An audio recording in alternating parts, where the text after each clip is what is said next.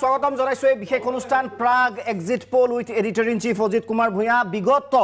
বিগত 5 বছৰৰ যেটো ৰিপৰ্ট কাৰ্ড সেয়া অৱশেষত ইভিএমত বন্ধ হ'ল চৰকাৰে বহুত কলে বিৰোধীও সমালোচনা কৰিলে কিন্তু ৰিজাল্ট কি হ'ল সেই ৰিজাল্টটো আসলতে ইতিমধ্যে ইভিএমত বন্ধ হৈছে আৰু 23 মেত সমগ্ৰ ভাৰতবৰ্ষৰ জনতা আসলে গম পাব খুত কোনফালে গৈছে সুনামি কাৰ পক্ষত কাৰ বিপক্ষত আহিছে কিন্তু আজি প্ৰাগ নিউজে ইতিমধ্যে আপোনালোকক জনাইছো যে বিভিন্ন নেশনেল চেনেলত অসমৰ বিভিন্ন চেনেলত আপোনালোকে এক্সিট পোল সমূহ ইতিমধ্যে চাইছে কোনে কিমান আসন লাভ কৰিব ইতিমধ্যে বিভিন্ন সময়ত হৈ গৈছে এক্সিট পোল প্ৰকাশ কিন্তু প্ৰাগ নিউজে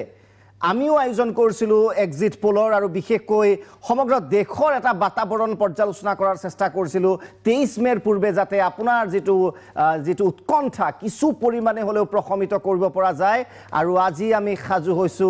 অপিনিয়ন পোলৰ তিনিটা পৰ্যায়ৰ পিছত ফাইনেল এক্সিট পোল লৈ আগন্তুক সময়খিনি যথেষ্ট গুৰুত্বপূৰ্ণ হ'ব আকৌ কৈছো আজিৰ এক্সিট পোল প্ৰাগ নিউজৰ নিজাববীয়া exit poll editor in chief Ajit Kumar ভূঞাৰ যথেষ্ট যেটো অভিজ্ঞতাৰ জৰিয়তে এটা টিমৰ জৰিয়তে আমি এই এক্সিট পোল আপোনালৈ লৈ আহিছো আৰু আশা কৰিছো অধিৰাগ্ৰহেৰে বাট চাই থকা এক্সিট পোল আপোনালোকে আমাৰ লগত থাকিব যাত্ৰাটো আছে সহযোগী চন্দ্ৰশেখৰ নমস্কাৰ আমাৰ এই এক্সিট পোল সন্দৰ্ভত এই আমাৰ প্ৰাগ নিউজৰ এক্সিট পোল প্ৰকাশ কৰিব অজিত কুমাৰ ভূঞা ডাঙৰীয়াই আৰু এই তেখেতৰ মত সন্দৰ্ভত বিশ্লেষণ আগবঢ়াব আমাৰ মাজত থকা ৰাজনৈতিক বিশ্লেষকৰ এক শক্তিশালী পেনেল লগতে আছে বিভিন্ন ৰাজনৈতিক দলৰ মুখপাত্ৰ পুনতে আমি চিনাকি কৰি দিছো আমাৰ মাজত আছে আমাৰ অসম কাকতৰ সম্পাদক তথা বিশিষ্ট সাংবাদিক প্ৰশান্ত ৰাজগুৰু ডাঙৰীয়া আমাৰ মাজত আছে বিজেপি দলৰ মুখপাত্ৰ ৰূপম গোস্বামী ডাঙৰীয়া আমাৰ মাজত আছে সিকে দাস প্ৰাক্তন আমোলা আমাৰ মাজত আছে কংগ্ৰেছ দলৰ মুখপাত্ৰ দুৰ্গা দাস বড়ো আমাৰ মাজত আছে জ্যেষ্ঠ সাংবাদিক জিতুমণি বৰা আমাৰ মাজত আছে তুলাৰাম গগৈ অগপৰ মুখপাত্ৰ আৰু বিশিষ্ট সাংবাদিক হাইদৰ হুছেইন ডাঙৰীয়া পুনে পুনে আহিছো আমাৰ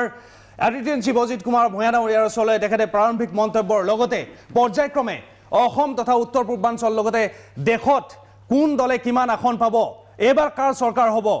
এবাৰ এনডিএ কিমান ভোট পাব ইউপিএ কিমান ভোট পাব তৃতীয় শক্তিৰ সম্ভাৱনা কিমান এই সন্দৰ্ভত ডিটেইল তথ্য দাঙি ধৰিব বিশ্লেষণ দাঙি ধৰিব গতিকে মই পুনে পুনে আহিছো আমাৰ editor in chief Ajit Kumar Bhuyan ডাঙৰীয়াৰ ওচৰলৈ ভূঞা ডাঙৰীয়া মই সকলোকে আদৰণি জনাইছো প্ৰথম কথা হ'ল যে 8, 11 আৰু 20 এপ্ৰিল তাৰিখে এই তিনিটা পৰ্যায়ত আমি অপিনিয়ন পোল দাঙি ধৰিছিলোঁ আৰু আজি আমি এক্সিট পোললৈ গৈছোঁ ইতিমধ্যে দেশত কালি এক্সিট পোল প্ৰকাশ হোৱাৰ পিছত সৰ্বভাৰতীয় যিবিলাক গণমাধ্যম আছে ইলেক্ট্ৰনিক মাধ্যম তাত যি এক্সিট পোল প্ৰকাশ কৰা হৈছে সি এক প্ৰকাৰ বিশ্বাস মানুহে বিশ্বাসত লোৱাতকৈও এটা ৰহস্যৰ জন্ম দিছে এক ধৰণৰ এটা বিতৰ্কৰ সৃষ্টি কৰিছে তাৰ কাৰণ অৱশ্যে নথকা নহয় কাৰণ এইবাৰ তেনেকুৱা কোনো সুনামি নাই কোনো এনেকুৱা মুডি ৱেভ বুলি কথা নাই যিমান ৰাজ্যত তেওঁলোকে যিমান আসন পাইছিলে তাতকৈ হয়তো বাঢ়ি যোৱাৰ কোনো কথা নাই কমি যোৱাৰে কথা আছে তেনেস্থলত আৰু যোৱা যিবিলাক মধ্যকালীন নিৰ্বাচন হ'ল বা যিবিলাক উপনিৰ্বাচন হ'ল তিনিখন ৰাজ্যত যি ধৰণৰ নিৰ্বাচন হ'ল তাত শাসক দল বিজেপিৰ অৱস্থালৈ চাই আজি এনেকুৱা এটা মুডিৰ ঢৌ বা সুনামি তেনেকুৱা কোনো আশা কৰাৰ কথা নহয় তেনেস্থলত আজি প্ৰায়ভাগ সংবাদ মাধ্যমে বা ইলেক্ট্ৰনিক মিডিয়াই যি ধৰণৰ এক্সিট পোল প্ৰকাশ কৰিছে সিয়ে স্বাভাৱিকতে বিতৰ্কৰ সৃষ্টি কৰিছে এতিয়া আমি সেই প্ৰসংগলৈ নাযাওঁ প্ৰথমে মই এটা সৰ্বভাৰতৰ আভাস দিয়াৰ পৰিৱৰ্তে প্ৰথমে সৰ্বভাৰতীয় পৰ্যায়লৈ যোৱাৰ আগতে মই অসমৰ কথা দিয়ে আমাৰ নিজৰ মাজতে অসমৰ কথা দিয়ে আৰম্ভ কৰিব খুজিছোঁ আমি আগৰ অপিনিয়ন পোলত যিটো দিছিলোঁ হিচাপ তাতকৈ বাঢ়ি যোৱা নাই আমাৰ সংখ্যা কিন্তু লাহে লাহে অলপ কমিছে 7টা পৰ্যায়ত আমি আগতো আলোচনা কৰিছিলোঁ আৰু পেনেলৰ সদস্যসকলে তেতিয়াও মানিলে কেইবাগৰাকীও সদস্য আছে দাস আছে ৰাজগুৰু আছে হাইদৰ হুছেইন আছে ৰাজগুৰু কি কয় জিতুমণি বৰা আছে সকলোৱে এটা কথা মানি লৈছিল যে 7টা পৰ্যায়ত নিৰ্বাচন কৰিবলৈ গৈ যি ধৰণে সুবিধা কৰি লৈছিলে প্ৰধানমন্ত্ৰী নৰেন্দ্ৰ মোদীয়ে সেইটো কিন্তু অৱশেষত বুমেৰাঙৰ দৰে হ'ল কাৰণ যিমানে সময় গৈ থাকিল অৱস্থাটো লাহে লাহে অৱনতি হৈ গৈ থাকিল এতিয়া অসমত মই প্ৰথমে চাইছোঁ যে মই 3খন আসন মানে 6-5-2-1 কৰি লৈছোঁ 6-5-2-1 অৰ্থ এইটোৱে যে 2খন আসন AIDF-এ পাব কৰিমগঞ্জ আৰু ধুবুৰী আৰু এখন আসন মানে নিৰ্দলীয়ই পাব কোকৰাঝাৰ আৰু 2-1-এ 3 গ'ল তেতিয়াহ'লে 11 থাকিলে 6-5-11 থাকিলে আৰু এটা 6 কোনে পাব 5 কোনে পাব সেইটোৱে এতিয়া আপোনালোকে অংক ঠিক কৰি ল'ব লাগিব কিন্তু মই ভাবোঁ যে আমি যদি ইয়াত মই দেখোঁ যে কংগ্ৰেছ অলপ এই ক্ষেত্ৰত সুবিধাজনক অৱস্থাত আছে আৰু সেইকাৰণে আমি যদি তেওঁলোকক 6খন আসন দিওঁ তেতিয়াহ'লে 5খন আসন বিজেপিয়ে পাব আৰু 2খন আসন AIDF-এ পাব আৰু এখন আসন নিৰ্দলীয় লাভ কৰিব কোকৰাঝাৰ আসনখন এতিয়া ধুবুৰীত বদৰুদ্দিন আজমল জিকাৰ সম্ভাৱনা প্ৰবল মানে বিশাল ভোটত ব্যৱধানত কিন্তু আজি বৰ ইণ্টাৰেষ্টিং যে আমি যিবিলাক কালি এক্সিট পল দেখিলোঁ তাৰ কেইবাটাও এক্সিট পলত আমি লক্ষ্য কৰিলোঁ যে তাত বদৰুদ্দিন আজমল হাৰিব বুলিহে বেছিভাগে উল্লেখ কৰিছে এইটো এটা খুব ইণ্টাৰেষ্টিং আৰু আমি কিন্তু কোনো কাৰণতে দেখা নাই যে বদৰুদ্দিন আজমল হাৰিব আৰু কৰিমগঞ্জৰ ছিটটো AIDF-এ পাব বুলি আমি ভাবিছোঁ তেতিয়াহ'লে আমি ইতিমধ্যে পাতিছোঁৱেই যে কি কয় শিলচৰ বৰপেটা এইফালে কলিয়াবৰ যোৰহাটটো মই বাৰু কোৱাই নাই তথাপিও যোৰহাটটো আমি ধৰিছিলোঁ তেতিয়া কংগ্ৰেছে পাব আৰু এতিয়া মঙলদৈ আমি তাত যোগ দিব খুজিছোঁ মঙলদৈ পাব আৰু তেওঁলোকেতো দাবীও কৰিছে যে তেজপুৰ নগাঁও তেওঁলোকে পাব বুলি কৈছে বা যি নহওক এতিয়া ডিব্ৰুগড় লখিমপুৰ আৰু ডিফু গুৱাহাটী এইকেইটা ছিট আমি বিজেপিয়ে পাব বুলি আমি ভাবিছোঁ বা আমি অংক কৰি দেখিছোঁ গতিকে এই বিষয়টো নিশ্চয় খুব ইণ্টাৰেষ্টিং হ'ব আৰু মঙলদৈলৈ নানান ধৰণৰ কথা আহিলেও কমলপুৰ ৰঙিয়া নলবাৰী এইফালৰ ভোটখিনি যদি পায় তেতিয়াহ'লে কংগ্ৰেছ প্ৰাৰ্থীগৰাকী অৰ্থাৎ ভুৱনেশ্বৰ কলিতা জয়ী হোৱাটো প্ৰায় খাটাং গতিকে বিজেপি চৰকাৰত আছে অসমত চৰকাৰত থকাৰ পিছতো আৰু ব্যাপক প্ৰচাৰ তেওঁলোকৰ ব্যয়বহুল প্ৰচাৰ মানে বিৰোধী দলৰ তুলনাত সেই অনুপাতে কিন্তু তেওঁলোকে বৰ্তমান আসন যিকেইখন আছে তাতকৈ মানে বেছি পাব বুলি আশা কৰিব নোৱাৰি কাৰণ ইতিমধ্যে যদিও কোৱা হৈছিলে আগতে দাবী কৰিছিলে তেওঁলোকে যে 14খনেই পাব কোনোবাই কৈছিল 12খন পাব কোনোবাই কৈছিল 10খন পাব কিন্তু শেহতীয়াকৈ দলৰ সভাপতি ৰঞ্জিত দাসে কৈছে যে 10খন আসন পাব আৰু তেওঁৰ মুখেদিয়ে এটা কথা ওলাইছে আমি কিন্তু প্ৰথম অপিনিয়ন পলতে কৈছিলোঁ নেকি ৰাজগুৰু যে অগপ দলে শূন্য মানে এখনো আসন নাপাব বুলি কিন্তু এতিয়া আৰু তেওঁলোকৰ লগৰে বা এতিয়া যদি মাৰ্জু হৈছে নাজানো আৰু AGP মনে মনে কিন্তু বিজেপিয়ে কৈছে সভাপতিগৰাকীয়ে যে AGPয়ে অসম গণ পৰিষদে এখনো আসন নাপায় তো এইটোৱে হ'ল অসমৰ পৰিস্থিতি মই অসমটোক গুৰুত্ব দি মই আপোনালোকৰ মতামত বিচাৰিছোঁ এই ক্ষেত্ৰত প্ৰশান্ত দীপক শৰ্মা আমাৰ ৰাজগুৰু ডাঙৰীয়াৰ ওচৰলৈ তেখেতে আমাৰ ভূঞা ডাঙৰীয়াৰ মতৰ লগত মত মিলিছে নে নাই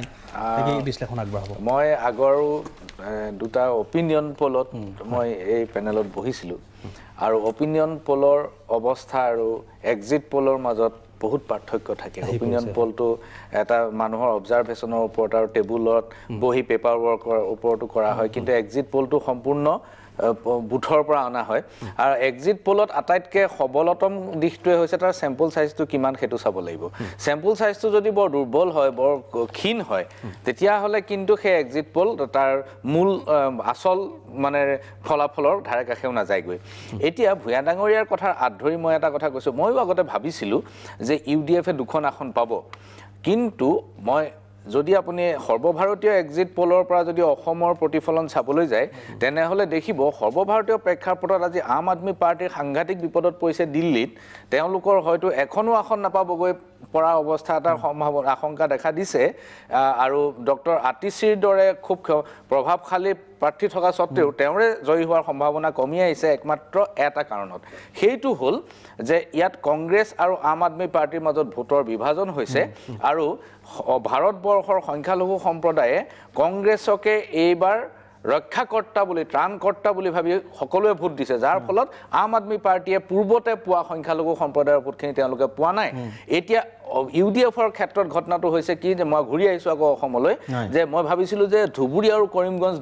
দুইখন আসনতে ইউডিএফ জয়ী হ'ব বুলি কিন্তু মই কৰিমগঞ্জত এতিয়া অলপ আশংকা প্ৰকাশ কৰিছোঁ হয়তো ইউডিএফ তাত নিজিকিবও পাৰে কংগ্ৰেছ আৰু বিজেপি আৰু ইউডিএফৰ মাজত ভোটৰ বিভাজন হোৱাৰ কাৰণে বিশেষকৈ সংখ্যালঘু সম্প্ৰদায় সম্পূৰ্ণভাৱে কংগ্ৰেছৰ ফালে গুচি গ'লে বা 90% বা 80% যদি গুচি যায় তেনেহ'লে কিন্তু সেই আসনখন ইউডিএফে নাপাব এখন বিজেপিলৈ যোৱাৰ সম্ভাৱনা আছে কাৰণ সেইখন যদিও সেইখন সংখ্যালঘুৰ প্ৰধান সমষ্টি কিন্তু সেইখন ৰিজাৰ্ভ চিট গতিকে সেইখন অনুসূচিত জাতিৰ দ্বাৰা প্ৰতিনিধিত্ব সদায় হৈ আহিছে দ্বিতীয় কথাটো হ'ল যে আটাইতকৈ মই একেবাৰে স্পষ্ট হৈ আছে পিকচাৰ কেইখনমান আসনত যেনে ডিব্ৰুগড় লখিমপুৰ ডিফু আৰু গুৱাহাটী এই চাৰিখন আসনত বিজেপি প্ৰাৰ্থীসকলৰ জয় প্ৰায় নিশ্চিত ভূঞা ডাঙৰীয়াও সেই কথা ইতিমধ্যে প্ৰায় উনুকিয়াই গৈছে ইংগিত দিছে কিন্তু আন চাৰিখন আসন য'ত সকলোৰে এটা কনফিউজন আছে যে মঙলদৈ নগাঁও তেজপুৰ আৰু যোৰহাট এই চাৰিখন আসনত আচলতে একেবাৰে খুব তীব্ৰ প্ৰতিদ্বন্দ্বিতা হৈছে বুলি ধাৰণা কৰা হৈছে কিন্তু আৰু MGVK ভানু তেওঁ তেজপুৰত খুব শক্তিশালী প্ৰাৰ্থী হিচাপে খাৰা হৈছে তেওঁ নিজৰো এটা হিচাপ আছে তেওঁ নিজে দাবী কৰিছে যে তেওঁ 1 লাখৰ ওপৰ ভোটৰ জিকিব বুলি কিন্তু মই এই চাৰিখন আসনত বিজেপি পৰাজিত হোৱাৰ কোনো অংক মই দেখা নাই আৰু বিশেষকৈ মঙলদৈ আসনখনত ভূঞা ডাঙৰীয়াই যিখিনি কথা কৈছে এই যে কমলপুৰ ৰঙিয়া নলবাৰী এই চাৰিখন আসনত ইমান বেছি ভোট পোল হৈছে আৰু বিজেপিয়ে ইমান বেছি ভোট পাইছে সেইখিনি আচলতে বাকি কিখন আসনে দলগাঁও বা পানেৰী মাজবাট ওদালগুৰি এওঁলোকে এই আসনকিখন এইখিনি মানে ডিফাৰেন্স এইখিনি পাৰ্থক্য বেলেঞ্চ কৰিব পাৰিব নাই মোৰ অকমান সন্দেহ আছে দ্বিতীয় কথাটো হৈছে নগাঁও আসনখনত প্ৰদ্যুৎ বৰদলৈ নিঃসন্দেহে এজন শক্তিশালী প্ৰাৰ্থী তেখেতে কষ্ট কৰিছে আৰু তেখেতে মই আগতে ভাবিছিলোঁ যে তেখেতৰ হয়তো জিকাৰ সম্ভাৱনা খুব প্ৰবল কিন্তু কথাটো হৈছে কি যে যেতিয়া পলাৰাইজেশ্যন হৈছে যেতিয়া মেৰু বিভাজন হৈছে যেতিয়া আগবেলা দুপৰীয়া 12 বজাৰ ভিতৰত যেতিয়া সকলো ফালে খবৰ গুচি গৈছে যে সংখ্যালঘু সম্প্ৰদায়ে এক ধাৰছে একে ধৰণে ভোট প্ৰদান কৰিছে তেতিয়া সংখ্যালঘু বিৱৰ্তিত বৰ্হিভূত অংশটোৱে কিন্তু আন এটা পলত ভোটদান কৰিছে এইটো 1 বজাৰ পৰা 4 বজাৰ ভিতৰত হোৱা এটা তীব্ৰ প্ৰচাৰৰ দ্বাৰা এই কামটো কৰাই পেলোৱা হৈছে গতিকে সেই ফালৰ পৰা কিন্তু যোৰহাট সমষ্টিটো এই ক্ষেত্ৰত অলপ বেলেগ যোৰহাট সমষ্টিত মই এতিয়াও খুব মোৰ ধাৰণা খুব স্পষ্ট নহয় নিশ্চয়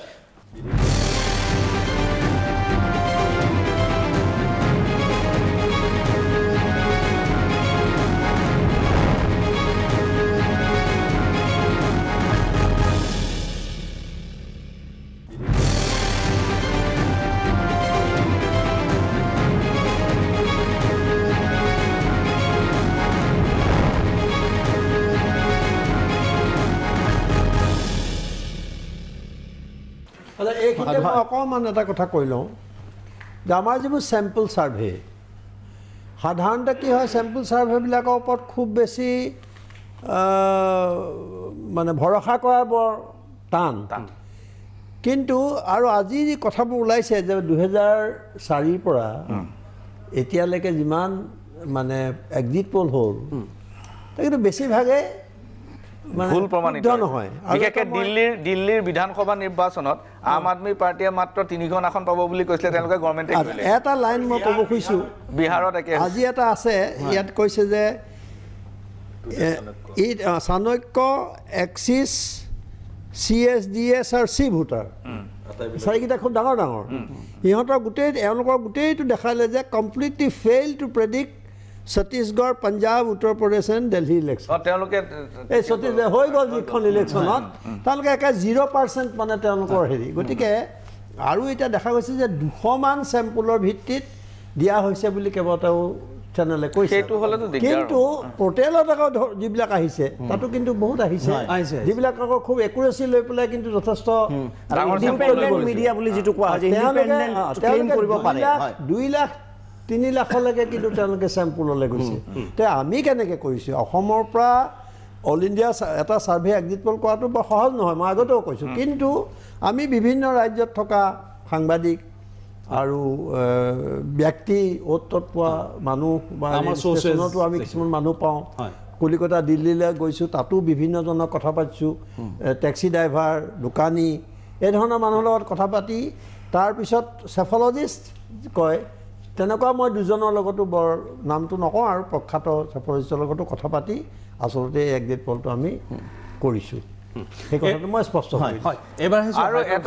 এটা কথা স্পষ্ট কৰি দিব খোজোঁ যে মই এটা কথাত মোৰ এক্সিট পলটোত কনফিউজন আছে বাকীখিনিত মই ডিফাৰ কৰিব খোজা নাই ভোটৰ পাৰ্চেণ্টেজটো যেতিয়া সাংঘাতিক ধৰণৰ মোদী ৱেভ আছিলে তেতিয়া বিজেপিক 31% দিছিলে আৰু এইবাৰ যেতিয়া মোদী ৱেভ নাই সেই সময়ত কিন্তু বিজেপিক 39% দিছে এইটো কিন্তু অকণমান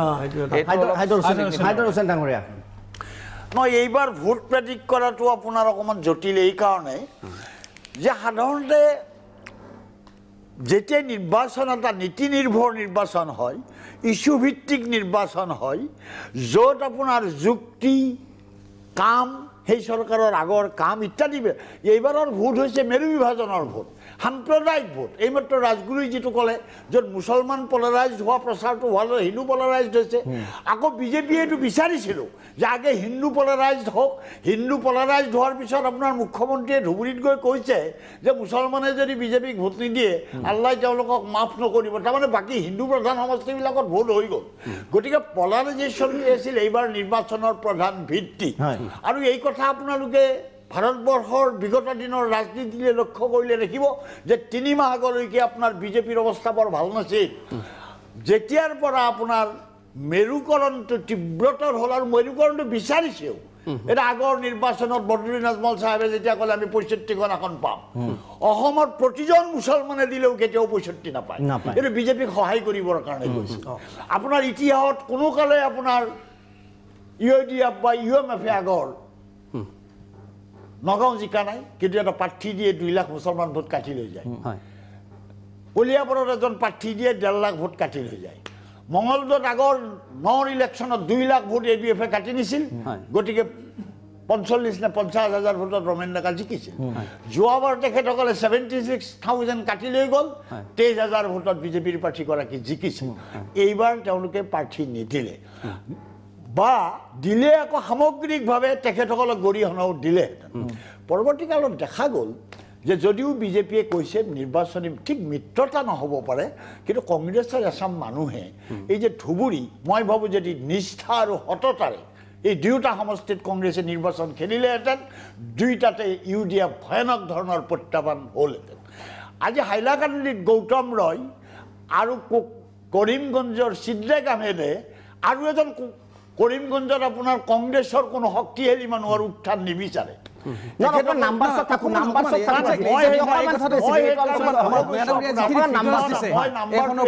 কৈছো এতিয়া মঙলদৈক লৈ চৰ্চা হৈছে নলবাৰী ৰঙিয়া আৰু কমলপুৰত 1,80,000 বিজেপিয়ে লিড পাব গতিকে গোটেই বস্তুটো ডিপেণ্ড কৰিছে আপুনি হাঁহিছে আপোনাৰ যোৱাবাৰো 75,000 বিজেপিয়ে পাইছে 40,000 আপোনাৰ তাতো 43,000 মুছলমান ভোট আছে আচ্ছা ৰ'ব এতিয়া কথা আছে আপোনাৰ এখেতসকলে যদি কোকৰাঝাৰ আপোনাৰ চিপাঝাৰত সমান পায় মই বিজেপিৰ জনেথে কৈছে 10,000 বেছি পাব আৰু বিজেপি প্ৰাৰ্থীগৰাকীয়ে কৈছে আমি 15-20,000 আমি MLA গৰাকীয়ে কৈছে 15 তাৰমানে ধৰি ল'লোঁ তাতো সামান্য ইফাল হ'ব তাত বাদ দি তেখেতসকলে যদি ওদালগুৰি মাজবাটত যোৱাবাৰৰ সামান্য লিড পাইছিল কংগ্ৰেছে মাজবাট ওদালগুৰি পানেৰী কলাইগাঁও আৰু টু চাম এক্সটেণ্ট আপোনাৰ হেৰিয়াত কি লিড পায় তাত বঙালী ভোট এটা ৰিজনেবলি আছে এই মঙলদৈ চেণ্ট্ৰেল এই গোটেই ভোটখিনি যদি 2 লাখত 1.5 লাখত লিড থাকে বিজেপি তেতিয়াহ'লে অকল দলগাঁৱে আপোনাৰ 1,80,000 মান ভোট দি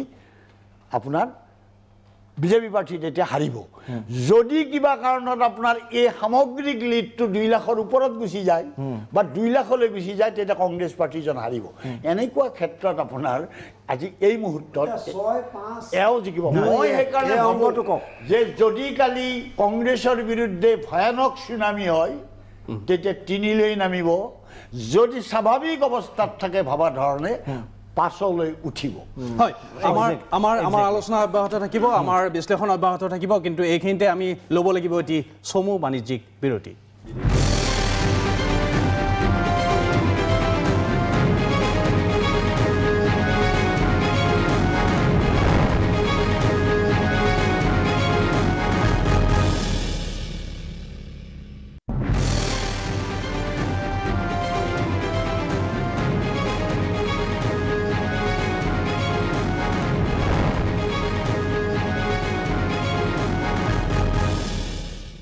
বিৰতিৰ পাছত প্ৰাগ এক্সিট পললৈ আপোনালোকক পুনৰবাৰ আদৰণি জনাইছোঁ আমাৰ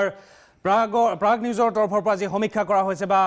নিৰ্বাচনৰ ফলাফলৰ যি পূৰ্বাভাস দাঙি ধৰা হৈছে আমাৰ editor in chief Ajit Kumar Bhuyan ডাঙৰীয়াই যি পূৰ্বাভাস দাঙি ধৰিছে এই সন্দৰ্ভত বিতংভাৱে আলোচনা চলি আছে আমাৰ মাজত আছে বিভিন্ন দলৰ মুখপাত্ৰ লগতে আছে বিশিষ্ট কেইগৰাকীমান আমাৰ সাংবাদিক বুদ্ধিজীৱী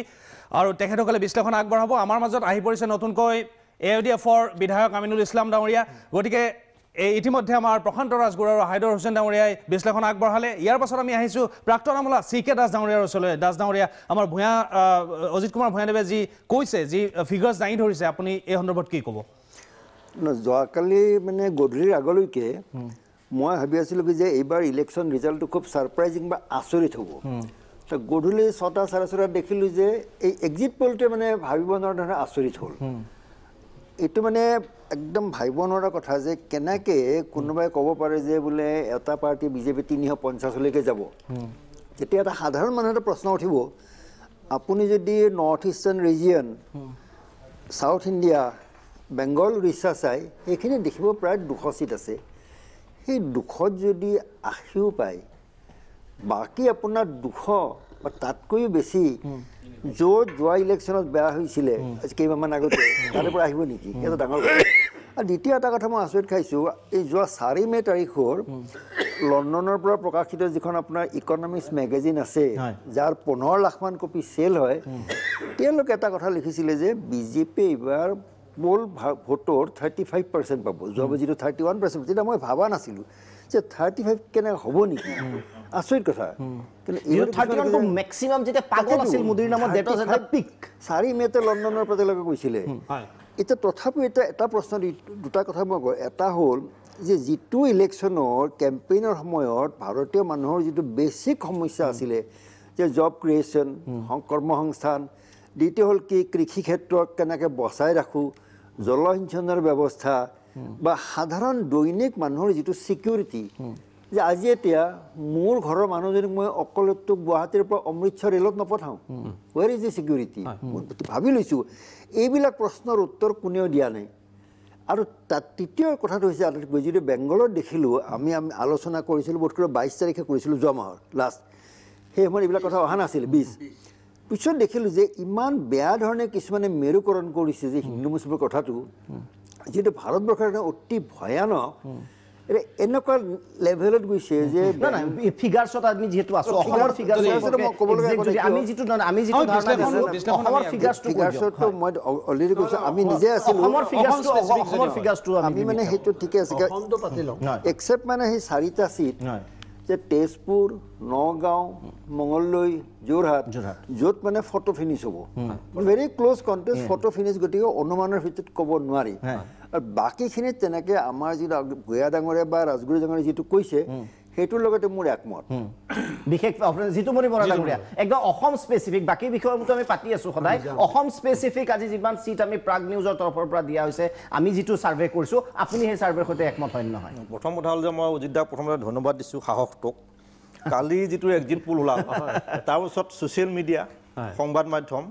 আৰু ইলেক্ট্ৰনিক মিডিয়া বেছিভাগেই যিবিলাকে অলপ মাজত দুইটাল মিলাই আছিলে চবে হঠাৎ এইটোৱে যেন ফাইনেল ৰিজাল্ট সেইধৰণে গুচি গৈছে সেই পেলাই খালি ৰাবিশ কুমাৰ বিনোদ দুৱা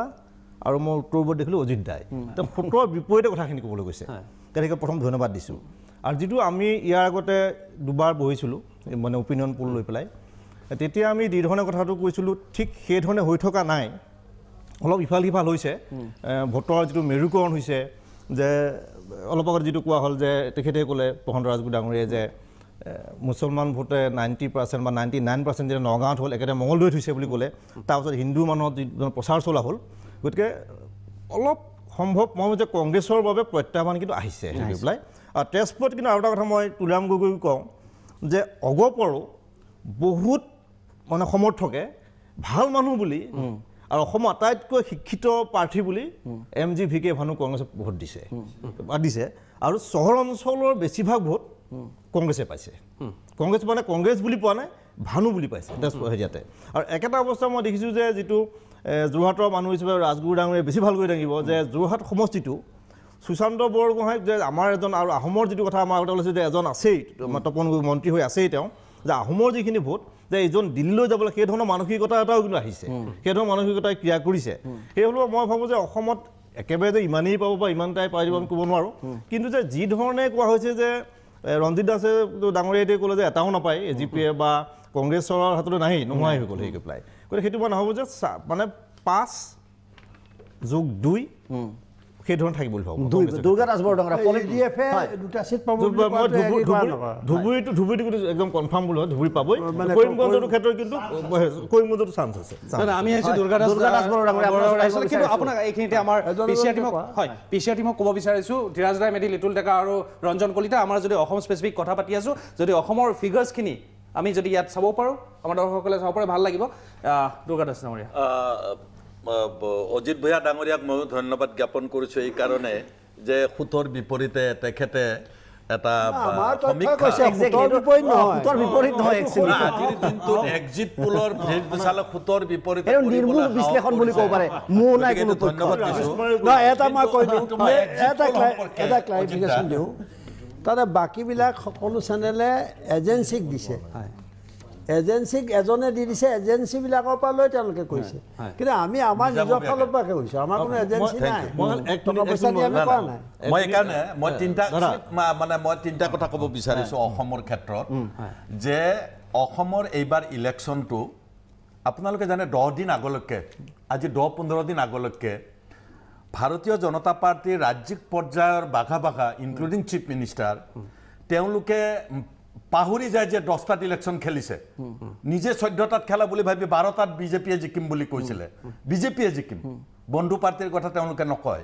কিন্তু পিছত আহি তেওঁলোকে বন্ধু পাৰ্টিৰ কথা কোৱা হৈছে একেবাৰে শেহতীয়াকৈ বন্ধু পাৰ্টিৰ যেটো কথা ক'লে সেইটো আসলতে এথিক্সৰ বাহিৰত ক'লে কোনো ৰাজনৈতিক দলে আজিলৈকে তেনেকৈ সভাপতি ডাঙৰীয়াই কোৱা নাই যে বন্ধু পাৰ্টি এটাও নিজিকে দুদিন আগতে তেখেতে কৈ দিলে গতিকে মই ক'ব বিচাৰিছোঁ যে অসমৰ যেটো নিৰ্বাচন সেই নিৰ্বাচনটোত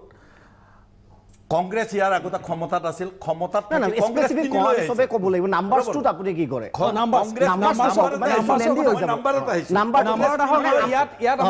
আমাৰ নম্বৰ আপুনি ইয়াত মনিটৰ কৰিব পাৰিব কংগ্ৰেছ স্পষ্টকৈ আৰম্ভ হৈছে অসম স্পেচিফিক ফিগাৰ্ছ ওলাইছে আপোনালোকে চাব পাৰিব বিশ্লেষণ কৰিব পাৰিব আমি ক্ষমতাত থাকোঁতে কংগ্ৰেছ 3 লৈ আহিছোঁ আমি মই সেই কথাটোকে ক'ব বিচাৰিছোঁ আজি ভাৰতীয় জনতা পাৰ্টীয়ে তেওঁলোকে টেলি কৰিছে AGP আছে BPF আছে তেওঁলোক নিজে আছে তেওঁলোকে সেইবিলাকো টেলি কৰিছে টেলি কৰি তেওঁলোকে 10টা জিকিম বুলি কৈছে যেটো অবাস্তৱ কথা কিন্তু আমাৰ সভাপতি ডাঙৰীয়া আমাৰ যেতিয়া আমি ডিছকাশ্যন কৰোঁ সদায় আমি 1 নম্বৰত থাকিম বুলি কৈছোঁ 1 নম্বৰ এইটো হ'ব পাৰে আমি 5টা তেওঁলোক 6টা আমি 6টা তেওঁলোক 5টা আমি 6টা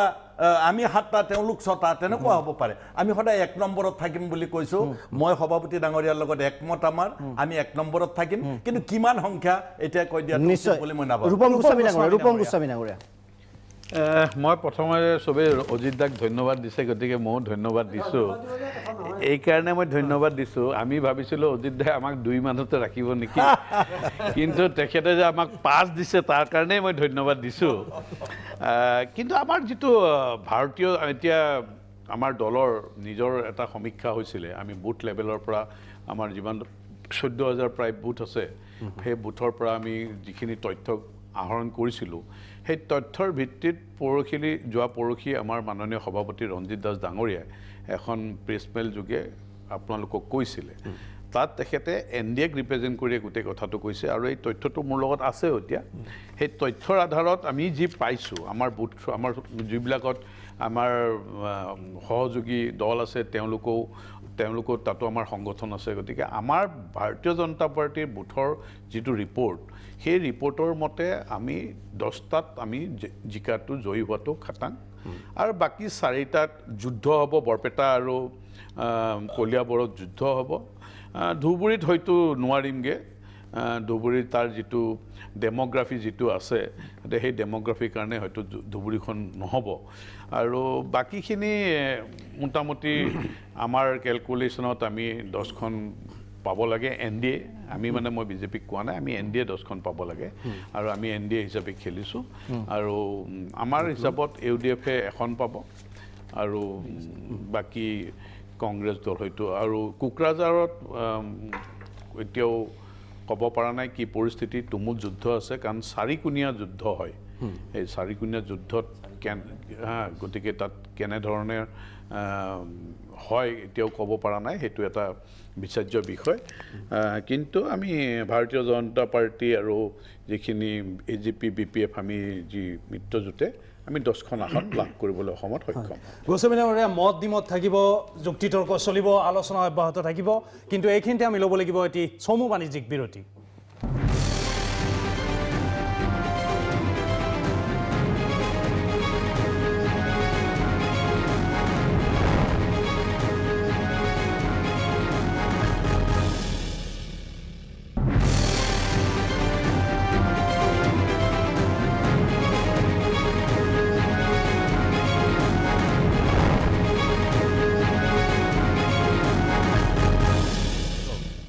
উভতি আহিছোঁ বিৰতিৰ পিছত অসমৰ যিটো নাম্বাৰ অসমৰ যিটো সংখ্যা ইতিমধ্যে ৰিভিল কৰা হৈছে মই এইবাৰ তুলাৰাম গগৈ ডাঙৰীয়া আপোনাৰ ওচৰত আহিব বিচাৰিছোঁ সৰি মোৰ ফালৰ পৰা নহয় বিজেপিৰ ফালৰ পৰাও সৰি কাৰণ আপোনালোকৰ মিত্ৰ দলে আপোনালোকক একো দিয়া নাই তথাপিও কৈছোঁ এক্সিট পোলৰ পৰা কি আশা কৰিছে আৰু 23 মেৰ পৰা কি আশা কৰিছে নহয় এইটো প্ৰত্যেকৰ এটা হিচাপ পত্ৰ থাকে আমাৰো থাকে আৰু এতিয়া আপোনালোকে সংবাদ মাধ্যমৰ লগত জড়িত থকা আপোনালোকৰ সংবাদকৰ্মীসকলেও বিভিন্ন গাঁৱে ভূঞে ঘূৰিছে তেখেতলোকক দেখিছোঁ আৰু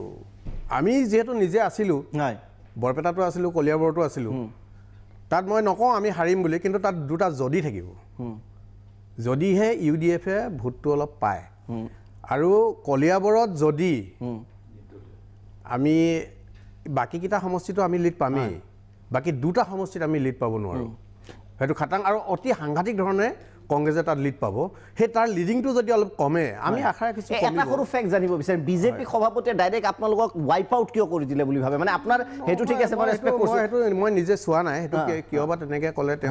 তেওঁ জানিব মই সেইটো ওপৰত মই মন্তব্য দিয়া উচিত নহয় 10খনি সো কনফিডেন্ট about বিজেপি 10খন মানে বিজেপি লগত সো কনফিডেন্ট AGPৰ প্ৰতি সেইখিনিও কনফিডেন্স আছে এতিয়া কথাটো আহিছে NDA এতিয়া ডিব্ৰুগড়ত যে বিজেপি জিকিব তাত আমাৰ AGP কৃতিত্ব নাথাকিব নেকি নিশ্চয় থাকিব কাৰণ আমি মিত্ৰতাৰে ইলেকশ্যনত অৱতীৰ্ণ হৈছোঁ গতিকে ক'ৰবাত আমি সমগ্ৰ অসমত মিত্ৰতাৰে নিৰ্বাচনৰ এতিয়া বৰপেটাত যদি আমি জিকো তাত বিজেপি কৃতিত্ব থাকিব কিন্তু মই আশা ৰাখিম আমি দুখন অগপৰটো সুধিছোঁ আপোনালোকতো আৰু মাৰ্জ হৈ যোৱা নাই অসমৰ যদি অগপৰ আপোনাৰ কথাই নাই অগপৰ স্থিতিত যদি সুধো AGPৰ AGP স্থিতি মই আশা কৰিম আমি বৰপেটা আৰু কলিয়াবৰ আমি জিকিম দুখন পাব ঠিক আছে মই আপোনাক এটা কথা সুধিবলৈ বিচাৰিম আপোনালোকে সহায় কৰি থাকিব নে আপোনালোকে সহায় লৈ নিজেও সেইটো ক'ব লাগিব আপুনি আমাৰ ৰাজনৈতিক এটা সিদ্ধান্ত আমাৰ দলীয় মঞ্চতো আমি সিদ্ধান্ত ল'ম সেইটো আপুনি ডিটেকশ্যন কৰিলে আকৌ আপুনি যদি নিৰ্দেশ দিয়ে আপোনালোকে কি কৰিব সেইটো নহ'ব ৰঞ্জিত দাসে তেনেকৈ কোৱাৰ পিছত 24 ঘণ্টাৰ এটা প্ৰতিক্ৰিয়া লাগিছিল AGP পৰা এইটো মানি লওক আপোনালোকৰ কামত আহিব এইটো মনে থকা মই দাদা অজিত দা একদিন মই এটা অকণমান ক্লেৰিফাই কৰি দিব বিচাৰিছোঁ এইকাৰণে বাৰে বাৰে ৰঞ্জিত দাস সভাপতি আমাৰ সভাপতিৰ নামটো যিহেতু আনিছিল আৰু সভাপতি মই আকৌ মোৰ বক্তব্যত প্ৰথমতেই কৈছোঁ আপোনালোকে নিশ্চয় সেই সময়ত হয়তো গুৰুত্ব নিদিলে বা নুশুনিলে ভালদৰে মই কৈছিলোঁ যে আমাৰ বুথৰ কেলকুলেশ্যনৰ আধাৰত দিছিলোঁ ৰঞ্জিত দাস ডাঙৰীয়াই বক্তব্য ৰাখিছিলে আৰু সেই বুথত যেনেধৰণে আহিছে তেনেধৰণে কৈছে আৰু ৰঞ্জিত দাসে সেইকেইটা নাই দিয়া বুলি কোৱা নাই তুমুল যুদ্ধ বুলি কৈছে আৰু তাত যিটো কণ্ডিশ্যন তুলাৰাম গগৈয়ে কৈছে সেই কণ্ডিশ্যন হৈছে যে কলিয়াবৰ আৰু বৰপেটাত যদিহে UDF-এ ভোট টানে তেতিয়ালৈ সেই দুটা চিট ওলাব বুলি কৈছে হাৰিব বুলি ৰঞ্জিত দাসে এবাৰো কোৱা নাই যদি আপোনালোকৰ বাইকটো আছে দেখিব পাৰে আৰু গতিকে এইটো স্পষ্ট কৰি দিলোঁ আৰু এইটো এটা এনালাইচিছ এইটো এনেকুৱা এটা দিছোঁ আমিনুল ইছলাম এতিয়া চাওক আজি যিটো ইয়াত হিচাপ আমাৰ অজিত ভূঞা ডাঙৰীয়াই দিছে মই সকলোৰে লগত তেখেতক ধন্যবাদ জ্ঞাপন কৰিছোঁ আৰু মই এটা কথা কালিও মই এখন TV চেনেলত মই আছিলোঁ যিটো এক্সিট পল ভাৰতৰ কেইবাটাও সংস্থাই যিটো প্ৰকাশ কৰিছিল আৰু তাত দেখিলোঁ এটা সংস্থাই প্ৰকাশ কৰিছে অসমত BJP-য়ে 12ৰ পৰা 14 মানে মিনিমাম 12 আৰু মেক্সিমাম 14 অসমত তাৰমানে যদি মেক্সিমাম 14 পায় BJP তেনেহ'লে অন্য দলৰ নায়েই আৰু যদি মিনিমামটো পায় 12 তেনেহ'লে আৰু সেই দুটা থাকিব সেই দুটা আৰু কোনে পাব এনেকুৱা কথা মানে কালি দেখিলোঁ মই কালি আপত্তি কৰিছিলোঁ যে আচলতে সৰ্বভাৰতীয় যিবিলাক সংস্থাই কৰিছে মোৰ এনেকুৱা লাগিছিল কালি যে এইটো যেন এটা পলিটিক্সৰ অংগ আৰু এতিয়াও জানে ভাৰতৰ আপোনালোকে বহুতে জানে যে এখন দুখন বাদে সৰ্বভাৰতীয় কেইবাটাও টিভি চেনেল এই যোৱা এণ্টাৰ ইলেকশ্যন প্ৰচেছত তেওঁলোকে বিজেপিৰ মুখপাত্ৰৰ দৰে কাম কৰিলে পুলৱামা কাণ্ডটো কেনেকৈ পলিটিকেলাইজ কৰিব লগা হয় আৰু মাছুদ আজহাৰৰ প্ৰসংগটো গোটেই প্ৰসংগবিলাক কেনেকৈ বিজেপিৰ মানে পলিটিকেল ফাইদা বা বেনিফিট কৰিব পৰা যায় গোটেইকেইটা সংবাদ মাধ্যম তেনেকৈ কৰিছে আৰু এই যে এক্সিট পোল কালি যিটো ওলাইছে তাত আমাৰ এটা ধাৰণা হৈছে যে একাংশই এতিয়া চৰ্চা কৰি আছে এই এক্সিট পোলটো দি পেলাই তেওঁলোকে ইভিএমত কিবা কাণ্ড কৰিব নেকি যাতে আগতীয়াকৈ এক্সিট পোলটো এনেকৈ ওলাই দিলে যাতে ইভিএম কাণ্ডটো কৰাৰ পিছত মানুহে এইটোক মানে আচৰিত বুলি নাভাবে মানুহে যাতে এইটো এটা মানে এটা জেনেৰেল এটা হেৰি বুলি যে গঢ়ি আৰু তাৰ লগতে আৰু এটা কথা কালি প্ৰাগ নিউজটো আজি স্পেসিফিক কৰি আছে প্ৰাগ নিউজে ইমান কষ্ট কৰিছে তাৰ ওপৰত দুটা কালি যে য'ত 12 পৰা 14 দিছে আজি যে 5 পৰা 6 মই সেই ডিফাৰেন্সটো আনি আছো কথাটো যে কালি এই মানে আমিও শকিং হৈছিলো যে কেনেকৈ তেওঁলোকে কেলকুলেশ্যন কৰিলে কাৰণ অসমৰ পৰিস্থিতিটো আমি অলপ জানো আজি বাহিৰৰ ষ্টেটবিলাক আমি সিহঁতৰটো অন্ধভাৱে মানি লওঁ অসমতো আমি অন্ধভাৱে মানি নলওঁ কাৰণ তেওঁলোকে 12 পৰা 14 লৈকে দি দিয়ে এইটো তেওঁলোকে কেনেকৈ কৰিলে আমিতো ইয়াতে আমি বতাহ পানী পাই আছো গতিকে এই আসলতে এই গোটেই তেওঁলোকৰ প্ৰক্ৰিয়াটো এনেকুৱা আছিল যে হয়তো তেওঁলোকে দেখিছে এনডিএ যেহেতু টাৰ্গেট কৰিব নোৱাৰিব সৰু সৰু দলবিলাকক যাতে আগতীয়াকৈ এটা বাতাবৰণ সৃষ্টি কৰি তেওঁলোকৰ ফালে টানিব পৰা যায় তাৰ কাৰণে এক্সিট পোলটো মেনিপুলেট কৰা হৈছে আৰু সেইকাৰণে আজি যিটো ইয়াত প্ৰাগ নিউজৰ পৰা যিটো সমীক্ষা আহিছে আমি ভাবোঁ যে এইটো ক'ৰবাত হয়তো এটা দুটা অংক মানে হেৰি হ'লেও মোটামুটি পিকচাৰটো এনেকুৱা হ'ব আৰু ইয়াত ইউডিএফক দুটা দিছে আমিও দুটা পাম বুলি নিশ্চিত আৰু এটাত আমাৰ খেল হ'ব আমি এতিয়ালৈকে কনফাৰ্ম ক'ব পৰা নাই আৰু এটা নিৰ্দলীয় য'ত দিছে এইটো আমি ভাবোঁ কোকৰাঝাৰত হয়তো ইউজি ব্ৰহ্ম নহ'লে তাত হীৰা চৰণীয়া সেই এটা পাব আৰু কংগ্ৰেছ আৰু বিজেপিৰ মাজত 5-6 যিটো আছে এই 5-6ৰ মাজত এনেকুৱাই হ'ব হয়তো গতিকে আমি যামেই তাৰ পূৰ্বে এটা জানিব লাগিব কৰিমগঞ্জ সমষ্টিটোৰ সন্দৰ্ভত ৰাজগুৰু ডাঙৰীয়াই কিছু মন্তব্য কৰিছিলে সেই সন্দৰ্ভত আপুনি কি ক'ব কৰিমগঞ্জত আমি কিন্তু কনফাৰ্ম যে আমি এইটো ইউডিএফে জিকিম কৰিমগঞ্জ আৰু ধুবুৰীত আমাৰ সন্দেহ নাই আমি বৰপেটাটো লৈ অলপ মানে এটা ট্ৰাইংগুলাৰ গেম হ'ব আমি এতিয়ালৈকে নিশ্চিতভাৱে ক'ব পৰা নাই কিন্তু কৰিমগঞ্জ আৰু ধুবুৰী দুটাত ইউডিএফ কৰিমগঞ্জত একচুৱেলি 3 দিনমান ভোটৰ 3 দিনমান আগলৈকে মুছলিম ভোটটো টুৱাৰ্ডছ কংগ্ৰেছো আছিল কিন্তু শেষৰ ফালে এইটো যেতিয়া আপোনাৰ যে কংগ্ৰেছটো কোনোমতে নিজিকে মুছলিম ভোটটো যেতিয়া ইউডিএফলৈ আহে বহুতো ইণ্টাৰিয়ৰ জেগাত আপোনাৰ সেইকাৰণে কংগ্ৰেছতো হয়তো 15% মান যদি ৰৈ গ'ল তেতিয়াহ'লে কিন্তু এখেতসকলৰ টান হ'ব আৰু যদি কংগ্ৰেছে কিবা কাৰণত 10% হিন্দু ভোট পাইছে এখেতসকলৰ সহজ হ'ব সেইকাৰণে কৰিমগঞ্জ চিটটো অকণমান টাফ সেইকাৰণে কোনোবাই 0-1 কৈছে কোনোবাই 1-2 কৈছে কিন্তু তথাপিতো আপুনি যেতিয়া প্ৰজেক্ট কৰিব প্ৰজেকশ্যনত আপুনি দুটা বুলি ধৰাৰ আৰু ইয়াত কিন্তু বিজেপিৰ সভাপতি এজেপি সংক্ৰান্ত যিটো কথা কৈছে তাত এটা চেণ্টেন্স মই ক'ব বিচাৰিছোঁ মই কলিয়াবৰতো দেখিছোঁ তাত যদিও অগপৰ কেণ্ডিডেট আছিল বিজেপি নাছিলে তাত বিজেপিৰ তৃণমূল পৰ্যায়ৰ কৰ্মীয়ে কিন্তু অগপক তেওঁলোকে মানি লোৱা নাই গ্ৰাছৰুট লেভেলত নাই এনে কিছুমান আছে আজি বেছি আমি ডিবেট কিছুমান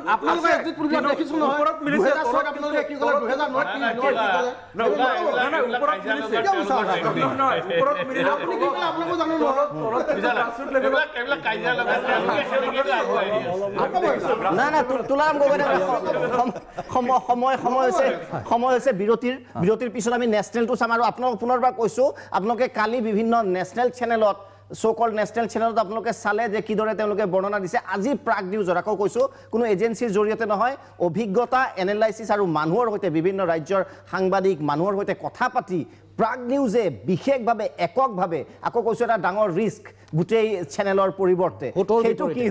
সেইটো কি হয় আপোনালোকে জানিব পাৰিব নেশ্যনেলত প্ৰাগ নিউজে কি কয় editor in chief Ajit Kumar ভূঞাৰ নেতৃত্বত যিটো এনালাইচিছে কি কয় বিৰতিৰ পিছত উভতি আহিম গোটেই ভাৰতবৰ্ষৰ ছবি দেখুৱাম বিৰতিৰ পিছত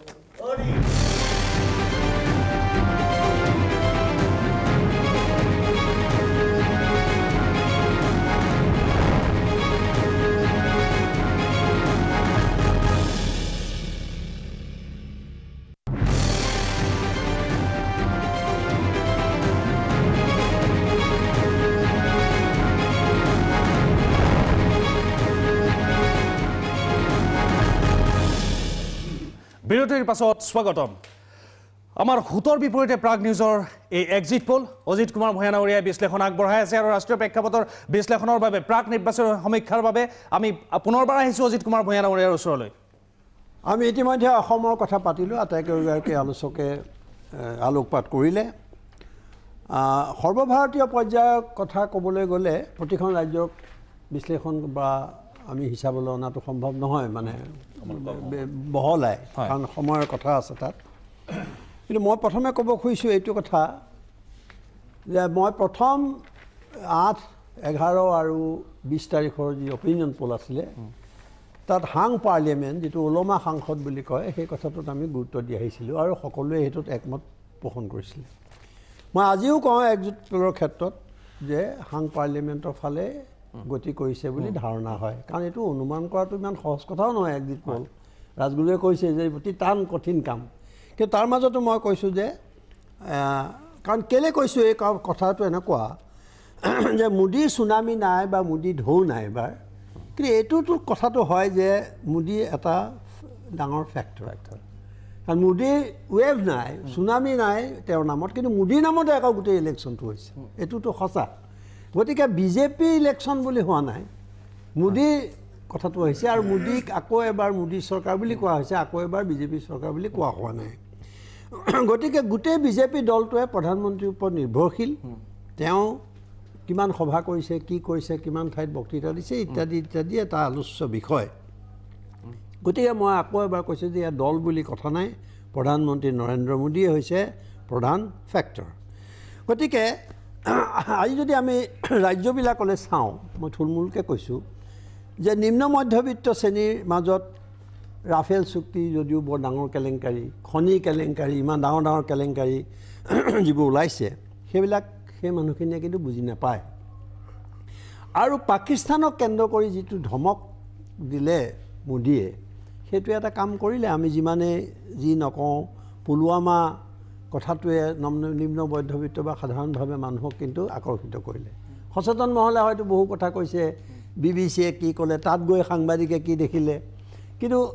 সাধাৰণভাৱে মানুহে ভাবিলে যে নাই ঠিক আৰু তেওঁ নিজেও ক'বলৈ পৰোৱা নকৰিলে যে মানে তাত গৈ পেলাই তেওঁহে যেন এটা আক্ৰমণ কৰিছিলে ডাৱৰৰ মাজত সোমাই তেওঁ যুদ্ধ পৰিচালনা কৰিছে এনেকুৱা কথা ক'বলৈ প্ৰধানমন্ত্ৰীগৰাকীয়ে ভাৰতৰ ইতিহাসত প্ৰথমবাৰৰ কাৰণে বোধকৰোঁ সাহস কৰিলে বা যি নহওক এই যে ধমক দিলে এইটোৱে কিন্তু সাধাৰণভাৱে মানুহে ভাবিলে যে আমাক বস্তুটো আগুৱাই লৈ গুচি গ'ল আৰু মই এই ক্ষেত্ৰত কংগ্ৰেছে অলপমান ডিফেন্সিভ মানে যেনে ধৰক মানে তেওঁলোকে মানে যি ধৰণৰ বিষয়টোত তেওঁলোকে যি ধৰণে তেওঁলোকৰ অনুকূলে নিব লাগিছিল প্ৰধান বিৰোধী দল হিচাপে কংগ্ৰেছে নোৱাৰিলে বুলি মোৰ ধাৰণা হ'ল এইটো এটা দিশ কিন্তু ওলোটা দিশটো এইটো যে মধ্যবিত্ত শ্ৰেণী নিবনুৱা বা মজলীয়া যিবিলাক ব্যৱসায়ী সেইসকল অতি ক্ষুণ্ণ হ'ল বিজেপিৰ শাসনত 5 বছৰীয়া শাসনত এইটো আমি যোৱা 3খন নিৰ্বাচনত ৰাজ্যৰ নিৰ্বাচনতো দেখিলোঁ যে তাত মজলীয়া ব্যৱসায়ী নিবনুৱা কাৰণ কৰ্মসংস্থানৰ ক্ষেত্ৰত যিটো ৰেকৰ্ড সেইবিলাকৰ তথ্যলৈ মই নাযাওঁ যে ইমান সংখ্যা বোধ কৰি 8 পইণ্ট কিমান হ'লগৈ অৱশেষত গৈ পেলাই 7 পইণ্ট কিমান আছিলে তাৰপৰা বাহিৰ বুলি কোৱা হ'ল গতিকে যোৱাবাৰ এই কথাবিলাকে আকৌ এটা বেলেগ ধৰণৰ কাম কৰিলে যিটোত হয়তো টিভিবিলাকৰো প্ৰভাৱ নাথাকিল তাত আমি যোৱা 3খন ৰাজ্যৰ নিৰ্বাচনতো আমি দেখিছিলোঁ যে এক্সিট পোলবিলাকত সেই ৰাজ্যবিলাকত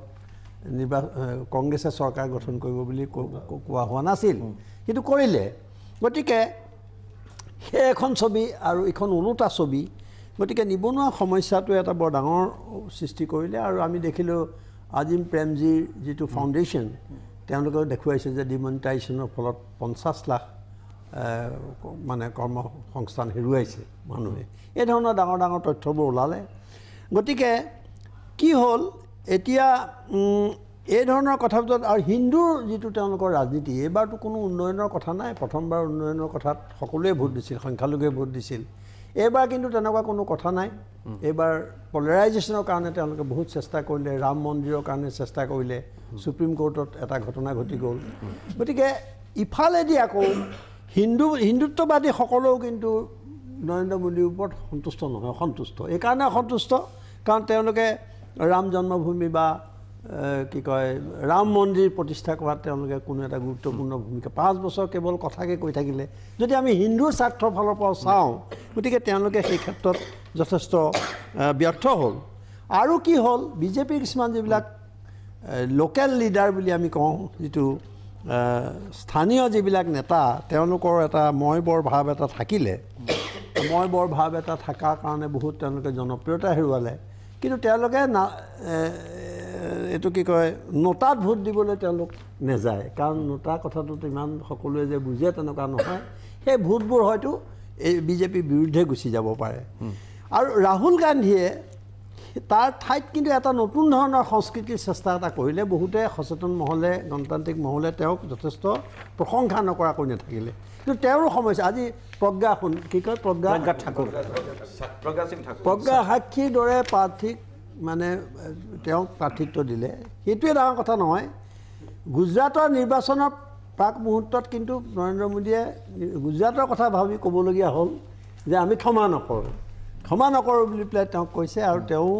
ক্ষমা খোজাৰ ধৰণৰ কথা এটা কৈছে কিন্তু একে সময়তে আমি যদি কংগ্ৰেছলৈ চাওঁ তে ৰাহুল গান্ধীয়ে শ্যাম পিত্ৰদা মনীষ শংকৰ তেওঁলোককো সতৰ্কবাণী শুনাবলগীয়া হৈছে গতিকে এই ধৰণে এটা যদি চাওঁ আমি দেখিম যে মূল ভূমিকাটো মই অলপ চমুৱাই আনিছোঁ যে এইবাৰ নিৰ্বাচনত গোটেই বিজেপি ভয়ৰ কাৰণটো হৈছে উত্তৰ প্ৰদেশ কাৰণ উত্তৰ প্ৰদেশে হ'ব যিটো কয় যে তাত আপাৰ কাষ্টৰ ভোটটোৰ কাৰণে কংগ্ৰেছে এটা অসুবিধাৰ সৃষ্টি কৰিলে এইটো কাটি লৈ গুচি গ'ল তাৰপিছত এইফালে সমাজবাদী পাৰ্টি আৰু BSPৰ মাজত এটা বুজাবুজি হ'ল এলায়েন্স হ'ল এইটো এটা সাংঘাতিক ধৰণৰ তাত কথা হৈছে আৰু বহুতে ক'বলৈ ধৰিছে আজিকালি এক্সিট পলত ক'ৰবাত আচৰিত ধৰণে কিছুমান সংখ্যা দিয়াত অলপ মানে কি আৰু ভাবিবলগীয়া হৈছে যে ইমান আসন পাব বুলি কোনেও তাত ভবা নাই গতিকে 80খন আসনৰ ভিতৰত তাত যদি আমি চাওঁ অকণমান চাই লৈছোঁ আপোনালোকে ফিগাৰ্ছ ইয়াত চাব পাৰিব সুন্দৰকৈ দেখুওৱা হৈছে উত্তৰ প্ৰদেশ হয় উত্তৰ প্ৰদেশ বিজেপি 28খন আমি 28খন ধৰিছোঁ বিজেপিক হয় কংগ্ৰেছ 5 আৰু কংগ্ৰেছক 5খন আৰু 47খন আমি BSP আৰু SP আৰু এলায়েন্স মানে যিটো এলায়েন্স আছে অজিত সিঙো আছে তাৰ মাজত তেতিয়াহ'লে 28 5 আৰু 47 আপোনালোকে এইটো অলপ নোট কৰি ল'লে আলোচনাৰ কাৰণে সুবিধা হ'ব এই ইউপিত এতিয়া কথা হৈছে কমিব যে খাটাং কিন্তু কিমান কমিব ক'ত আহি ৰ'বহি কোনোৱে কৈছে যে বিজেপিয়ে 30খন পাব কোনোৱে কৈছে 20খন পাব মই এইটো কথা বৰ জোৰ দি ক'ব খোজোঁ যে যদি 68 পাব ইণ্ডিয়ান এইটো আৰু আচৰিত কথা এটা হ'ব এইটো মিৰাকল আকৌ কৈছোঁ মই এটা শব্দ যে মিৰাকল যদি হয় তেতিয়াহ'লে মোৰ ক'বলগীয়া নাই তেতিয়াও ইমান নাপায় নহয় মই মিৰাকল বুলি ক'লোঁ আৰু গতিকে 30খন আসন বুলি কয় 10 বা 20লৈ যদি গুচি আহে ইউপিত জিতুমণি তেতিয়াহ'লে এটা ভয়ংকৰ কথা হ'ব মানে বিজেপিৰ কাৰণে এটা বৰ ডাঙৰ কথা হৈ পৰিব গতিকে SP BSP আৰু এটচেট্ৰা মানে এলায়েন্সটো আৰু নাই বৰ এটা ভাগ কৰা নাই সেইটো ভাগ কৰাৰ অসুবিধা মানে দীঘলীয়া হ'ব বহল হ'ব কথাটো গতিকে তাত কি হৈছে এই ধৰণে এটা ইউপিয়ে এটা মানে সকলো কথা নিৰ্ভৰ কৰিব ইউপিৰ ওপৰত বহু কথা নিৰ্ভৰ কৰিব সেইকাৰণে অৱশেষত মই এইখিনিতে কৈ থওঁ যে আমি কিমান দিছোঁ তেতিয়াহ'লে হাং পাৰ্লিয়ামেণ্টৰ কথা মই আকৌ কৈছোঁ গতিকে আমি আপোনালোকে এইটো যদি হিচাপটো লিখি লয় যে বিজেপি 175 আৰু NDA বুলি ক'লে যিটো বুজোঁ 29টা হ'লে 204 204 কংগ্ৰেছ 123 আৰু UPI বুলি ক'লে যিটো বুজোঁ সেইটো হ'ল 186 তাৰপিছত বাকীখিনি এটা TDP SP BSP RJD TMC AIDF এই সকলো মিলি আৰু বহুত দল আছে ৰিজনেল পাৰ্টি আছে পলিটিকেল পাৰ্টি আছে সেইবিলাক ধৰিলে আমি কিমান 152 আদাৰ্ছ নন এলাইন এই আদাৰ্ছ এইটো হ'ল এটা মোটামুটি হিচাপ হয় আমি হিচাপলৈ আহিম কিন্তু এইখিনিতে আমি ল'ব লাগিব অতি চমু বাণিজ্যিক বিৰতি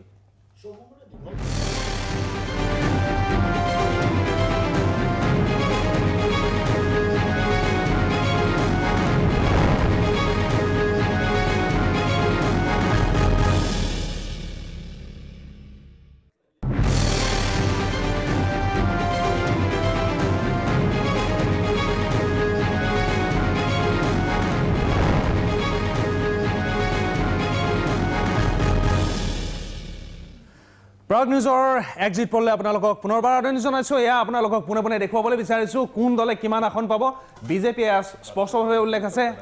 28খন উত্তৰ প্ৰদেশত পাব, কংগ্ৰেছে পাব 5খন, SPBSPয়ে পাব 47খন আৰু অন্যান্য দলসমূহৰ এতিয়া উল্লেখ কৰা হোৱা নাই। আমি খন্তেক পিছত আমি দেখুৱাম কেনেদৰে UPA বা NDA কিমানখন আসন পাব সেই সন্দৰ্ভত আমি আমাৰ গ্ৰাফিক্সে দেখুৱাবলৈ চেষ্টা কৰিম। এয়া আহিছে NDA পাব 204খন, UPA 186 আৰু আদাৰ্ছ 152, 542 ছিটছৰ বাবে নিৰ্বাচন ইতিমধ্যে অনুষ্ঠিত হৈছে। এয়া হৈছে ফিগাৰ্ছ আৰু আমাৰ অতিথিসকলৰ দৃষ্টি আকৰ্ষণ কৰিবলৈ আমি চেষ্টা কৰিছোঁ। কথা ৰৈ গৈছে হয়, সম্পৰ্কতে ক'বলগীয়া কথাটো আছে যে কংগ্ৰেছে TDP,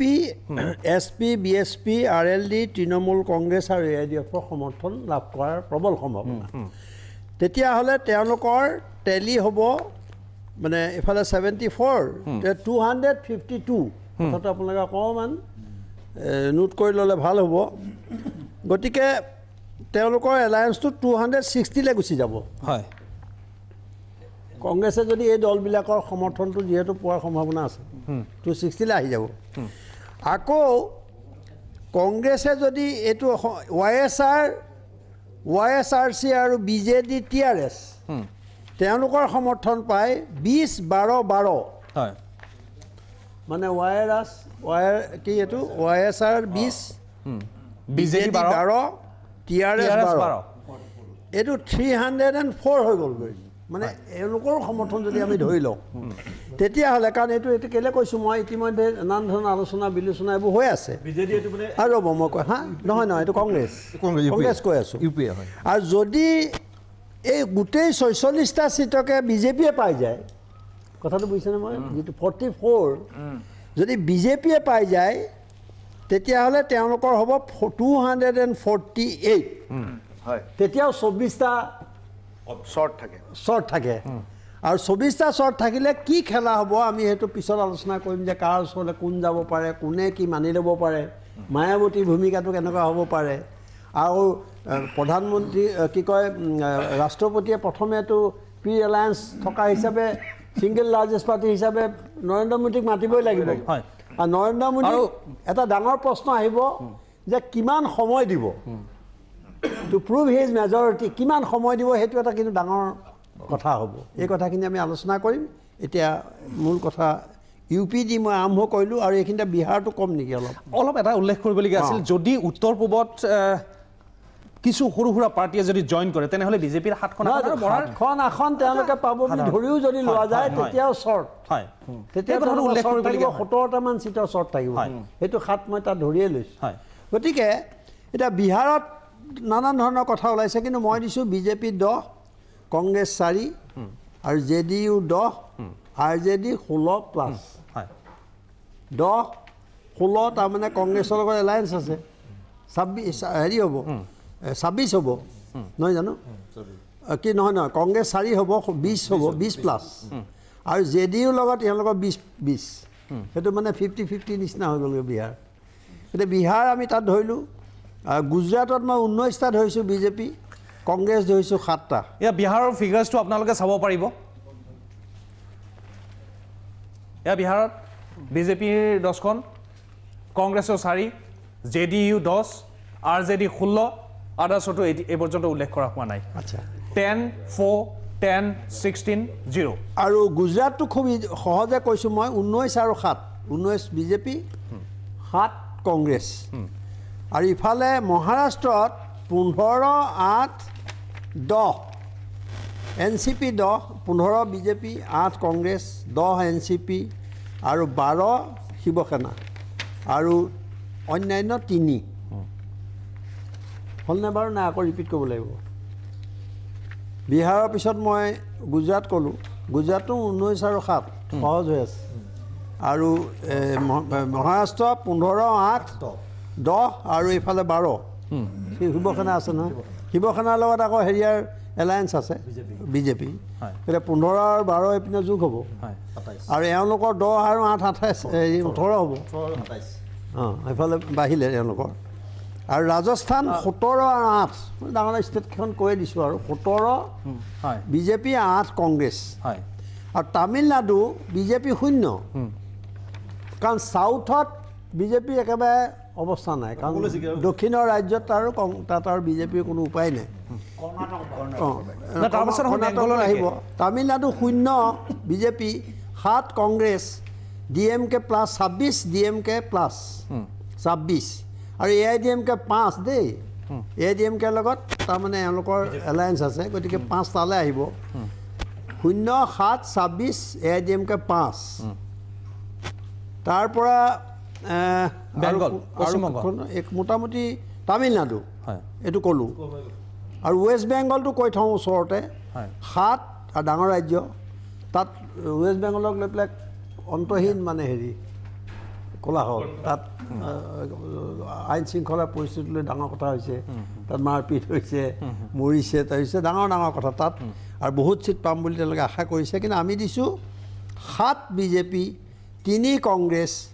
আৰু 30 তৃণমূল কংগ্ৰেছ আৰু খুব টান হ'ব তথাপিও 2খন আমি বামপন্থী দলক দিছোঁ মানে লেফ্ট আছে 2 দিলোঁ লেফ্ট আৰু 30 দিলোঁ TMC 3 দিলোঁ কংগ্ৰেছ 7 দিলোঁ বিজেপিক এইখিনিৰ মাজতে অলপ আলোচনাটো হ'লে আৰু নিশ্চয় আমি নেশ্যনেলত যোৱাৰ পূৰ্বে মই আকৌ কৈছোঁ আমি নেশ্যনেলৰ ফিগাৰ্ছখিনি যদি দেখুৱাব পাৰোঁ দৰ্শকসকলক পুনৰবাৰ কৈছোঁ বহুতে হয়তো আজি আচৰিত হ'ব এই ফিগাৰ্ছ দেখা পাই 2টা পদ্ধতি থাকে সাংবাদিকতাৰ এটা হ'ল কপি পেষ্ট সাংবাদিকতা আমি আন চেনেলে যিটো দেখুৱাইছে আন সমীক্ষা যিটো দিছে সেইটো চিধা আজি কপি পেষ্ট কৰি আনি ইয়াতে আমি আপোনালোকক দেখুৱাব পাৰিলেহেঁতেন আমাৰ বাবে সহজ হ'লহেঁতেন কিন্তু আমি সেইটো কৰা নাই গোটেই বিষয়টো সূক্ষ্মভাৱে আমি বিশ্লেষণ কৰাৰ চেষ্টা কৰিছোঁ যাতে 23 মেৰ পূৰ্বে আপোনালোকে এটা সঠিক অনুমান যাতে আপোনালোকে পাব পাৰে আৰু পুনৰ কৈছোঁ যে প্ৰাগ নিউজ সদায় ব্যতিক্ৰম 2014 নিৰ্বাচনৰ পূৰ্বেও দেখিছিল যিদৰে প্ৰাগ নিউজে ক্লেইম কৰিছিল যে মোদীৰ চুনামি আছে এই চুনামিত কংগ্ৰেছ বৈ যাব আৰু যিটো হৈছিল আৰু এইবাৰো আমি সেই কপি পেষ্ট আমি আপোনালোকক দিয়া নাই আমি নিজৰ এটা এনালাইচিছ কৰিছোঁ গতিকে হাইদৰ হুছেইন ডাঙৰীয়া আপোনাৰ পৰা আৰম্ভ কৰিছোঁ ছিনিয়ৰ মোৰ জাৰ্নেলিষ্ট অসমৰ যদি আমি এই মুহূৰ্তত ইয়াত পেনেলিষ্টত কওঁ কি ক'ব কোনটো নেশ্যনেল ফিগাৰ যিটো দিয়া হৈছে ৰাষ্ট্ৰীয় পৰ্যায়ৰ যি প্ৰেক্ষাপটৰ আলোচনা ফিগাৰটো মোটামুটি ঠিকেই আছে কিন্তু মই ব্যক্তিগতভাৱে ভাবোঁ যে আমি ইয়াৰ আগৰটোৰ পৰা এমাহ আগতে বহিছিলোঁ আমাৰ সেই ধাৰাবাহিকতাটো আছে কিন্তু শেষৰ ফালে আপুনি নিৰ্বাচনটোৰ এটা বৰ তাৎপৰ্যপূৰ্ণ কথাটো হ'ল যে বিগত 5 বছৰৰ যিবোৰ গুৰুত্বপূৰ্ণ বিফলতা চৰকাৰৰ এইটো ঢাকি ৰাখিবৰ কাৰণে গোটেই নিৰ্বাচনটো মুজিময় কৰাৰ চেষ্টা কৰা হ'ল আৰু এইবাৰ বিজেপি যিমান ভোট পাব বিজেপি ভোট পাব 25% আৰু 25% ভোট যদি 50 যদি পায় 40% পায় বাকীখিনি ভোট কিন্তু মোদীৰ ভোট আৰু মোদীয়ে আপোনাৰ যদি মই ব্যক্তিগতভাৱে ফিল কৰোঁ যদি পাকিস্তান এই ভূখণ্ডৰ মানচিত্ৰত নাথাকিলহেঁতেন মুছলমান নাথাকিলহেঁতেন আৰু চাৰ্জিকেল ষ্ট্ৰাইকটো নহ'লহেঁতেন তেতিয়াহ'লে বিজেপি আপোনাৰ এককভাৱে 100ৰ তলত বা 100তকৈ অলপ বেছি হয়তো আসন পালেহেঁতেন এটা মোৰ সাধাৰণ কথাটো যে আমি এই যে দেখুৱাইছোঁ পশ্চিমবংগত 7 মই ভাবোঁ পশ্চিমবংগত আপোনাৰ পৰিৱৰ্তিত পৰিস্থিতিত সাংঘাতিক বৃদ্ধি হ'লে বিজেপিৰ কিবা কাৰণত 12 হ'ব পাৰে যেনে ধৰক আপোনাৰ যোৱা নিৰ্বাচনত আগৰবাৰ উত্তৰ বংগৰ মুছলিম ভোটটো কংগ্ৰেছ আৰু CPMৰ মাজত ভাগ হৈছিল এইবাৰ CPM আপোনাৰ যাদৱপুৰত যদি জিকে আমাৰ হেৰি আছে আগতে মেয়ৰ আছিল বিকাশ ভট্টাচাৰ্যৰ সম্ভাৱনা প্ৰবল মহম্মদ সেলিম তৃতীয় হোৱাৰ সম্ভাৱনা আছে কংগ্ৰেছ আৰু তৃণমূল আৰু CPMৰ মাজত আপোনাৰ উত্তৰ বংগৰ মুছলমান ভোটটো সাধাৰণতে ভাগ হ'ব দক্ষিণ কলিকতাত মায়া ৰায় সেইটো জিকিবই কিন্তু উত্তৰত আপোনাৰ বিৰাট ৰাহুল সিনহা আছে বিজেপিৰ ৰাহুল আপোনাৰ সাংগঠনিক হেৰিয়া ৰাহুলৰ হেৰি ভাল সেইটোত খুব টাফ কণ্টেষ্ট হৈছে দমদমত সৌগত ৰায় খুব টাফ কণ্টেষ্টৰ সন্মুখীন হৈছে তেনেধৰণে আপোনাৰ বেৰেকপুৰত দিনেশ আছে দিনেশৰ মই এই হিচাপটো মোটামুটি চব ঠিক আছে তামিলনাডুত আপোনাৰ এখনত বিজেপি কন্যাকুমাৰিকাৰ আসনখনত বিজেপি প্ৰতিদ্বন্দ্বিতাত আছে নাপাব পাৰে শূন্য হ'ব পাৰে তামিলনাডুৰ কণ্টেষ্টত এটা কণ্টেষ্টত আছে ইট মে বি শ্লিপ হ'বও পাৰে আৰু উৰিষ্যাত শেহতীয়াভাৱে আপোনাৰ বিজেডিৰ কিছু সংখ্যক প্ৰাৰ্থীয়ে যে দিল্লীত মোদীয়েই যাওক কিন্তু আমি ৰাজ্যত চৰকাৰ গঠন কৰিব লাগে এটা এইখিনিতে মই আমাৰ হিচাপটো কৈ দিওঁ উৰিষ্যাৰ হিচাপটো কৈ দিওঁ কিন্তু উৰিষ্যাৰ আমাৰ হিচাপটো কৈ দিওঁ বুজিলোঁ আলোচনাত ভাল হ'ব 6 বিজেপি 3 কংগ্ৰেছ 12 বিজেডি গতিকে উৰিষ্যাত এনেকুৱা হ'ব পাৰে যে কংগ্ৰেছ 3ৰ পৰা 2লৈ কমিব পাৰে বিজেপি সেইটো চিট বাঢ়িব পাৰে কাৰণ আপোনাৰ যেতিয়া প্ৰজেকশ্যন হ'ব বা এই হ'ব কালি দিল্লীৰ যিবোৰ নেশ্যনেল চেনেলে যিবোৰ কৰিছে যে এতিয়া উৰিষ্যাত তেওঁলোকে 19খন আসন কোনোবা এটা চেনেলে বিজেপিক দি দিছে এই অবিশ্বাস্য কথা হৈছে আমাৰ যিটো কেলকুলেশ্যন ইয়াত মই কিবা কাৰণত কংগ্ৰেছৰ 3টো 2 হ'ব পাৰে বিজেপিৰ 6টো 7 হ'ব পাৰে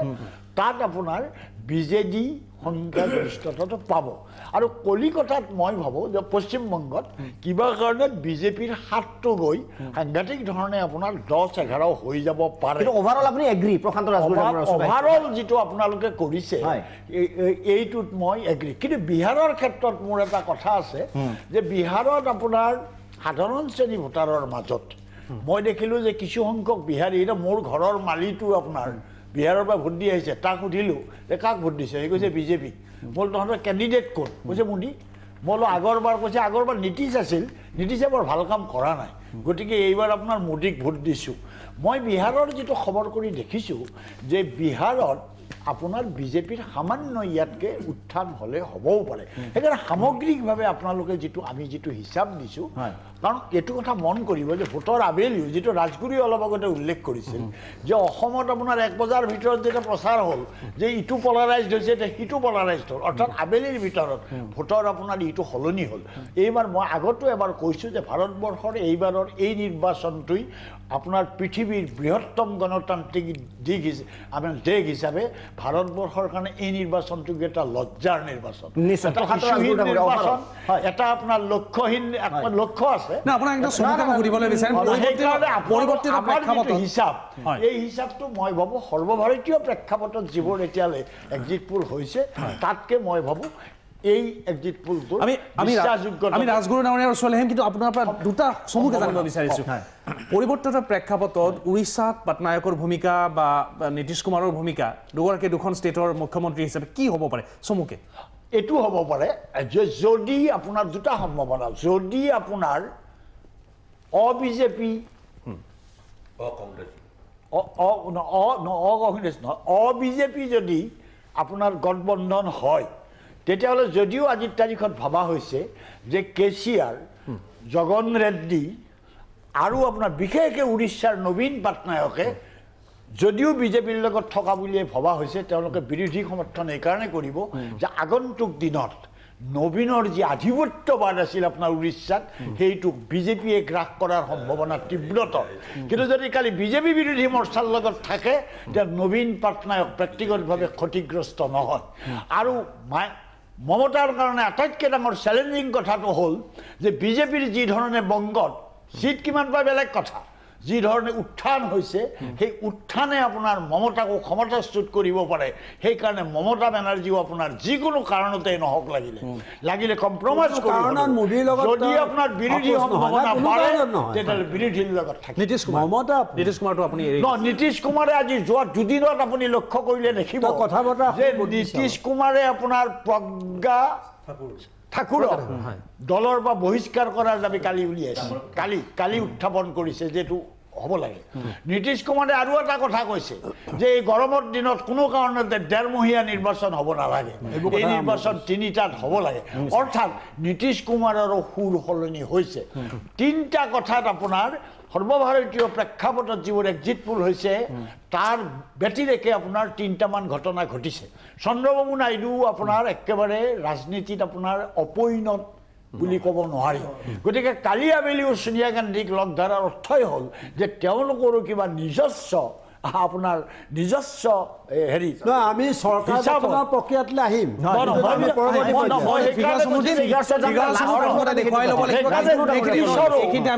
বিৰোধী সম্ভাৱনা বিৰোধীলৈ আহিব পাৰে আমাৰ আলোচনা অব্যাহত থাকিব কিন্তু এইখিনিতে লৈছোঁ এটি চমু বিৰতি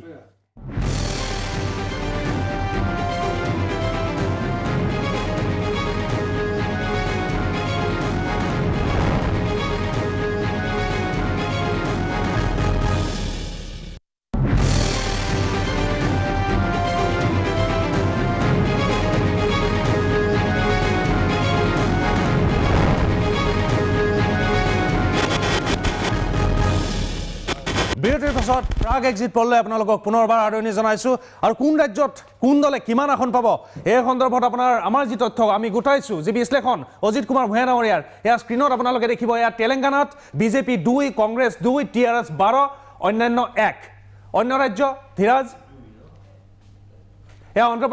অন্ধ্ৰপ্ৰদেশত বিজেপি 2 কংগ্ৰেছ 0 আদাৰ্ছ 0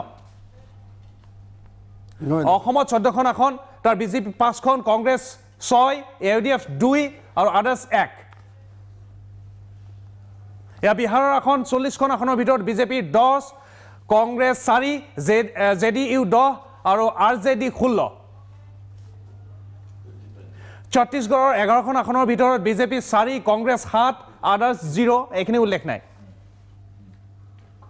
গোৱাৰ 2খন আসন তাৰ ভিতৰত বিজেপি 1 কংগ্ৰেছ 1 গুজৰাটৰ 26খন আসন 26ৰ ভিতৰত বিজেপি 19খন আসন কংগ্ৰেছ 7 আদাৰ্ছ আমি উল্লেখ কৰা হোৱা নাই হাৰিয়ানাৰ 10খন আসন তাৰ ভিতৰত বিজেপি 8খন কংগ্ৰেছ 2 আদাৰ্ছ উল্লেখ কৰা হোৱা নাই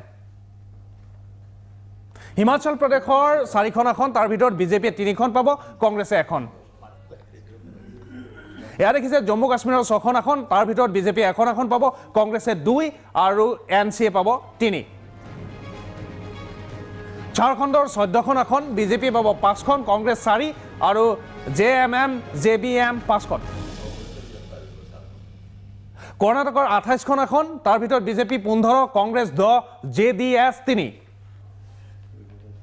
কেৰালাৰ 20খন আসন তাৰ ভিতৰত বিজেপিয়ে এখনো আসন নাপায় কংগ্ৰেছে 14খন পাব LDA 2খন আৰু আদাৰ্ছ 2খন মধ্যপ্ৰদেশৰ 29খন আসন তাৰ ভিতৰত বিজেপি 16 কংগ্ৰেছ 13 আদাৰ্ছ উল্লেখ কৰা হোৱা নাই মহাৰাষ্ট্ৰৰ 48খন আসন তাৰ ভিতৰত বিজেপিয়ে 15খন কংগ্ৰেছ 8 NCP 10 আৰু শিৱসেনা 12 আৰু মণিপুৰৰ 2খন আসন তাৰ ভিতৰত বিজেপি এখনো আসন নাপায় বুলি উল্লেখ কৰা হৈছে কংগ্ৰেছে 1খন আৰু NPF 1খন এয়া নাগালেণ্ডৰ মাত্ৰ 1খন আসন তাৰ ভিতৰত NDPP আঞ্চলিক দলে পাব এয়া ওড়িশাৰ দেখিছে 21খন আসন তাৰ ভিতৰত বিজেপিৰ 6 কংগ্ৰেছৰ 3 BJD 12 এয়া দেখিছে পাঞ্জাব 21খন আসন বিজেপিৰ 1খন কংগ্ৰেছৰ 10খন SKD 2 ৰাজস্থানৰ 25খন আসন বিজেপিৰ 17 কংগ্ৰেছৰ 8 অন্যান্য উল্লেখ কৰা হোৱা নাই আৰু দেখিছে ছিকিমৰ মাত্ৰ 1খন আসন সেই আসনখনে পাব SKM এটা আঞ্চলিক দলে তামিলনাডুৰ 39খন আসন এখন যথেষ্ট আসন থকা ৰাজ্য গতিকে তাত কংগ্ৰেছে পাব 7খন বিজেপি এখনো নাপায় আৰু AIADMK 2খন DMK প্লাছ তেওঁলোকে পাব 26খন হয় ত্ৰিপুৰা 2খন আসন বিজেপিয়ে 2খন আসন পাব বুলি ধাৰণা কৰা হৈছে এয়া ত্ৰিপুৰা ইতিমধ্যে আপোনালোকক দেখুৱালোঁ বিজেপিয়ে 2খন আসন পাব উত্তৰ প্ৰদেশৰ 80খন আসন সৰ্ববৃহৎ ৰাজ্য মানে আসনৰ সংখ্যাৰে ভাৰতৰ আটাইতকৈ বেছি আসন থকা ৰাজ্য 80খন আসন উত্তৰ প্ৰদেশৰ ইয়াৰ ভিতৰত বিজেপিয়ে পাব 28 কংগ্ৰেছ 5 SPBSP মিত্ৰজোঁট 47 অন্যান্য উল্লেখ কৰা হোৱা নাই এয়া উত্তৰাখণ্ডৰ আমি ফিগাৰ্ছ আপোনালোকক দেখুৱাবলৈ ওলাইছোঁ 5খন আসন বিজেপিয়ে পাব 4খন কংগ্ৰেছৰ 1খন এয়া দেখিছে পশ্চিমবংগ ৱেষ্ট বেংগল 42খন আসন তাৰ ভিতৰত বিজেপি 7 কংগ্ৰেছ 3 TMC 30 আৰু লেফ্ট পাৰ্টিজে 2খন আসন পাব দিল্লী কেন্দ্ৰীয় শাসিত অঞ্চল 7খন আসন তাৰ ভিতৰত বিজেপিয়ে পাব 5 কংগ্ৰেছে 2 অন্যান্য আমি উল্লেখ কৰা নাই আৰু ইউনিয়ন টেৰিটৰিজৰ 6খন আসন তাৰ ভিতৰত বিজেপিৰ 3খন আমি ধাৰণা কৰিছোঁ কংগ্ৰেছে বিজেপি 3খন কংগ্ৰেছ 3খন 6খন এয়া আছিল আমাৰ ফিগাৰ্ছ ইতিমধ্যে অজিত কুমাৰ ভূঞা ডাঙৰীয়াৰ এক্সিট পল গতিকে এইখিনি আসন আমি বিভিন্ন ৰাজ্যত বিভিন্ন দলে পাব বুলি আমি ধাৰণা কৰিছোঁ অজিত কুমাৰ ভূঞা ডাঙৰীয়াই এই সন্দৰ্ভত কি ধৰণে আলোচনা আগবঢ়াব তেখেতৰ ওপৰতে এৰিছোঁ 7খন জিকিব বুলি কৈছে অজিত কুমাৰ ভূঞা ডাঙৰীয়া নহয় এতিয়া মই এই যিকেইখন ৰাজ্যৰ তথ্য দাঙি ধৰিলোঁ তাৰ ওপৰত আলোচনা হোৱাটো বিচাৰিছোঁ প্ৰথমে ৰাজগুৰুৱে কওক হাইড্ৰজনেতো ক'লে ৰাজগুৰু ডাঙৰীয়া আপোনালোকে যিটো হিচাপ আপোনালোকে NDA দিছে 204 204খন আৰু বিজেপিৰ অকলে 175খন এইটোত মোৰ অকমান ক'ব লগা আছে তাৰমানে আপোনাৰ গোটেই বিজেপিৰ ভাগ্য নিৰূপণ কৰিব হিন্দী হাৰ্টলেণ্ডৰ ৰাজ্যকেইখনে ইয়াৰ ভিতৰত উত্তৰ প্ৰদেশ বিহাৰ মধ্যপ্ৰদেশ ৰাজস্থান আৰু এইবাৰ কিছু পৰিমাণে বেংগলৰ বৰঙণি পশ্চিমবংগৰ বৰঙণি অলপ লক্ষণীয় হ'ব এতিয়া আপুনি যদি চাই যে উত্তৰ প্ৰদেশত আপোনাৰ যিটো চেম্পল বাকিবিলাকে লৈছে মই আপোনালোকৰটো ধৰা নাই এই চেম্পুলত আপোনাৰ যিটো সাৰ্ভে ৰিপৰ্ট আহিছে এই সাৰ্ভে ৰিপৰ্টটো কোনো কাৰণতে কোনো সাৰ্ভেতে পতিয়নযোগ্য ৰিপৰ্ট অহা নাই পতিয়নযোগ্য ৰিপৰ্ট এই কাৰণে অহা নাই MGB মানে মহাগঠবন্ধন যিটো এই MGBক একাংশ সাৰ্ভেয়াৰে 29ৰ পৰা একাংশ 59 লৈকে দিছে 29 to 59 এই গ্যাপটো বৰ ডাঙৰ 36 এই গ্যাপটো আসলতে এনে ধৰণৰ আসলতে ফিগাৰে আমাৰ নিচিনা জাৰ্নেলিষ্টক বৰকে পতিয়ন নিয়াব নোৱাৰে এইটো এটা সমস্যা বহুল কথা আপোনালোকে 28 47 আৰু 5 এতিয়া আপুনি চাব উত্তৰ প্ৰদেশ বিহাৰ ৰাজস্থান মধ্যপ্ৰদেশ ছত্তীশগড় মই বাদ দি থৈছো এই কিখন ৰাজ্যৰ আপোনাৰ নিৰ্বাচনী যিটো ঢৌ এই ঢৌত কিন্তু দুটা কাৰকে বৰ ডাঙৰকে কাম কৰিছে এটা হল পুলৱামাৰ আক্ৰমণ পুলৱামাৰ আক্ৰমণৰ পিছত যেটো সাৰ্জিক্যাল স্ট্ৰাইক হল হেতু কোনো এজন মানুহে ভাৰতবৰ্ষত এটা প্ৰশ্ন উত্থাপন কৰা নাই যে সাৰ্জিক্যাল স্ট্ৰাইকটো হ'ব তাৰ আগতে মোক এই কথাটো কোৱা যে 69 জন মানুহ কেনেকে শহীদ হ'বলৈ পালে তাৰ বাবে দায়ী কোন এই প্ৰশ্নটো কোনো তোলা নাই ভাৰত নিৰ্বাচনৰ সময়ত হেতু কতো উঠা নাই দ্বিতীয় কথাটো হল আজি পৰ্যন্ত কোনো এই কথাটো কোৱা নাই যে পুলৱামাত বিস্ফোৰণৰ সময়ত কি ধৰণৰ এক্সপ্লোসিভ ব্যৱহাৰ কৰা হৈছিল আৰু সেই এক্সপ্লোসিভ ক'ৰ পৰা আহিছিল এই প্ৰশ্নটোৰ উত্তৰো নাই প্ৰশ্নও নাই তৃতীয় কথাটো হল আপোনালোকে আন্ডাৰ এষ্টিমেট নকৰিব ভোটাৰক ভোটাৰ সদায় এনেকুৱা ধৰণৰ সেন্টিমেন্টত যায় এই কথাটো হল তৃতীয় কথাটো হল যে নিৰ্বাচন চলি থকাৰ মাজত তৃতীয় পৰ্যায়ৰ ভোট গ্ৰহণৰ প্ৰাক মুহূৰ্তত মাসুদ আজহাৰক হঠাতে টেৰৰিষ্ট এনলিষ্ট কৰিলে ইউনাইটেড নেশনছে ইয়াৰ আগলৈকে 4 ৰাউণ্ড বৈঠকত চীন দেশে তাত বাধা আৰোপ কৰি আহিছিল আৰু তৃতীয় পৰ্যায়ৰ ভোটৰ আগে আগে চীন দেশে সেই বাধাটো উঠাই ললে এইটো কাৰক মই আজি অন ৰেকৰ্ড ক'ব খোজো চিকে দাস ডাঙৰীয়া আছে যে ইয়াৰ আগতে নৰেন্দ্ৰ মোদীৰ শেষবাৰৰ যিটো চীন ভ্ৰমণ আছিলে এই চীন ভ্ৰমণৰ পাছত তেওঁ ভাৰতলৈ ঘূৰি আহি ফাইনেন্স মিনিষ্ট্ৰীত এটা কথা ক'লে যে 132 বিধ সামগ্ৰীৰ ইম্পৰ্ট টাৰিফ কমাব লাগে কমাই হেতু প্ৰায় শূন্যলৈ আনিব লাগে হেতু কাৰণে ইয়াৰ ফাইনেন্স মিনিষ্ট্ৰী বিউৰোক্ৰেটসকলে 6 মাহ সময় বিচাৰিলে যেতিয়া 6 মাহ সময় গুছি গল তেতিয়া যোৱাৰ আগতে ফাইনেন্স মিনিষ্ট্ৰী বিউৰোক্ৰেটসকলে আকৌ প্ৰধানমন্ত্ৰীক বুজালে যে যদি কেনেবাকে টাৰিফ ৰেট আমি কমাই দিও তেনেহলে চীনা সামগ্ৰী ভৰি পৰিব আমাৰ ভাৰতীয় এৰি বিপদত পৰিব তেতিয়া ক'লে যে এবছৰলে তেতিয়া হলে টাইম বিচাৰা তেতিয়া চীনৰ পৰা এবছৰলে টাইম বিচাৰা হল অহা সেপ্টেম্বৰত সেই সময় শেষ হ'ব এতিয়া যে উঠাই লৈছে এটো নিৰ্বাচনী প্ৰক্ৰিয়া চলি থকা অৱস্থাত টাৰিফ ৰেট উঠাই ল'ব নোৱাৰিব বুলি মেছেজ গৈছে গতিকে মই ভাবো যে এটো মই ৰেকৰ্ড কৰিব খোজো যদি আপোনালোকে সেপ্টেম্বৰৰ ভিতৰত টাৰিফ উদ্ৰ কৰা যেন দেখে মোৰ কথাটো সত্য বুলি প্ৰতীয়মান হ'ব আচ্ছা এতিয়া মই কথাটো কৈছো যে এই তিনটা কথা যে সাৰ্জিক্যাল স্ট্ৰাইক পুলৱামা আৰু মাসুদ আজহাৰ এই তিনটা ফেক্টৰে কিন্তু মানুহক কাম কৰিছে ৰাজস্থানত বসুন্ধৰা ৰাজে সিন্ধিয়াৰ বিৰুদ্ধে সাংঘাতিক ধৰণৰ এন্টি ইনকাম্পেন্সি আছিল কিন্তু বিজেপিৰ বিৰুদ্ধে নাছিল তেওঁলোকে চৰকাৰ আনি দিলে কংগ্ৰেছৰ কিন্তু যে এই কথাটো আহি গল আকৌ পাকিস্তানৰ বিৰুদ্ধে আহি গল লগে লগে ৰাজস্থানৰ ভোটাৰৰ মন সলনি হৈ গল আৰু ইয়াৰ বিপৰীতে বিৰোধী পক্ষই ইস্যুবিলাকক যি ধৰণে লৈ যাব পাৰিব লাগিছিল সেই ধৰণে পাৰা নাই গতিকে এই ফিগাৰটোত কি হৈছে 29ৰ পৰা যে 59 হৈছে মানে ন্যূনতম 29 আৰু মহাগঠবন্ধনৰ এইটোত মোৰ অলপ কনফিউজন আছে হয়তো উত্তৰ প্ৰদেশত দুয়ো পক্ষৰ মাজত সমান আসন হৈ যাব পাৰে আৰু বিহাৰত আপোনাৰ নীতিশ কুমাৰ আৰু মোদী এটা হাইৰোজেন ডাঙৰীয়া ঠিকে কৈছে কালি নীতিশ কুমাৰৰ দলৰ মানুহে পৱন বাৰ্মা এজন বৰ পণ্ডিত মানুহ তেওঁ কথাটো কৈছে যে কোৱালিশন ধৰ্ম মানি চলিব লাগিব তাৰ মানে এইবাৰ তেওঁলোকে বাৰ্গেইনটো বা প্ৰেছাৰটো আৰম্ভ কৰিছে অৰ্থাৎ তেওঁলোকে নাম্বাৰত যথেষ্ট আহিব জেডিইউ একেবাৰে কম নাহে আপোনালোকে যে আৰজেডিৰ 16খন ধৰিছে মোৰ অকমান সন্দেহ আছে যে 16খন আচলতে আহিবনে নাহে হয়তো না আমি 12 দিছো বিজেডি নাই আৰজেডি কংগ্ৰেছ আৰু আৰজেডিৰ মাজত 26খন আসন অলপ টান হ'ব বিহাৰতো এই দুয়োটা জোঁটৰ আসন মোটামুটি সমান ৰৈ যাব আপোনাৰ ওচৰত পুনৰবাৰ আহিম কিন্তু কিছু কাৰিকৰী অসুবিধা আছে সেইবাবে আমি এইখিনিতে লৈছোঁ এটি চমু বাণিজ্যিক বিৰতি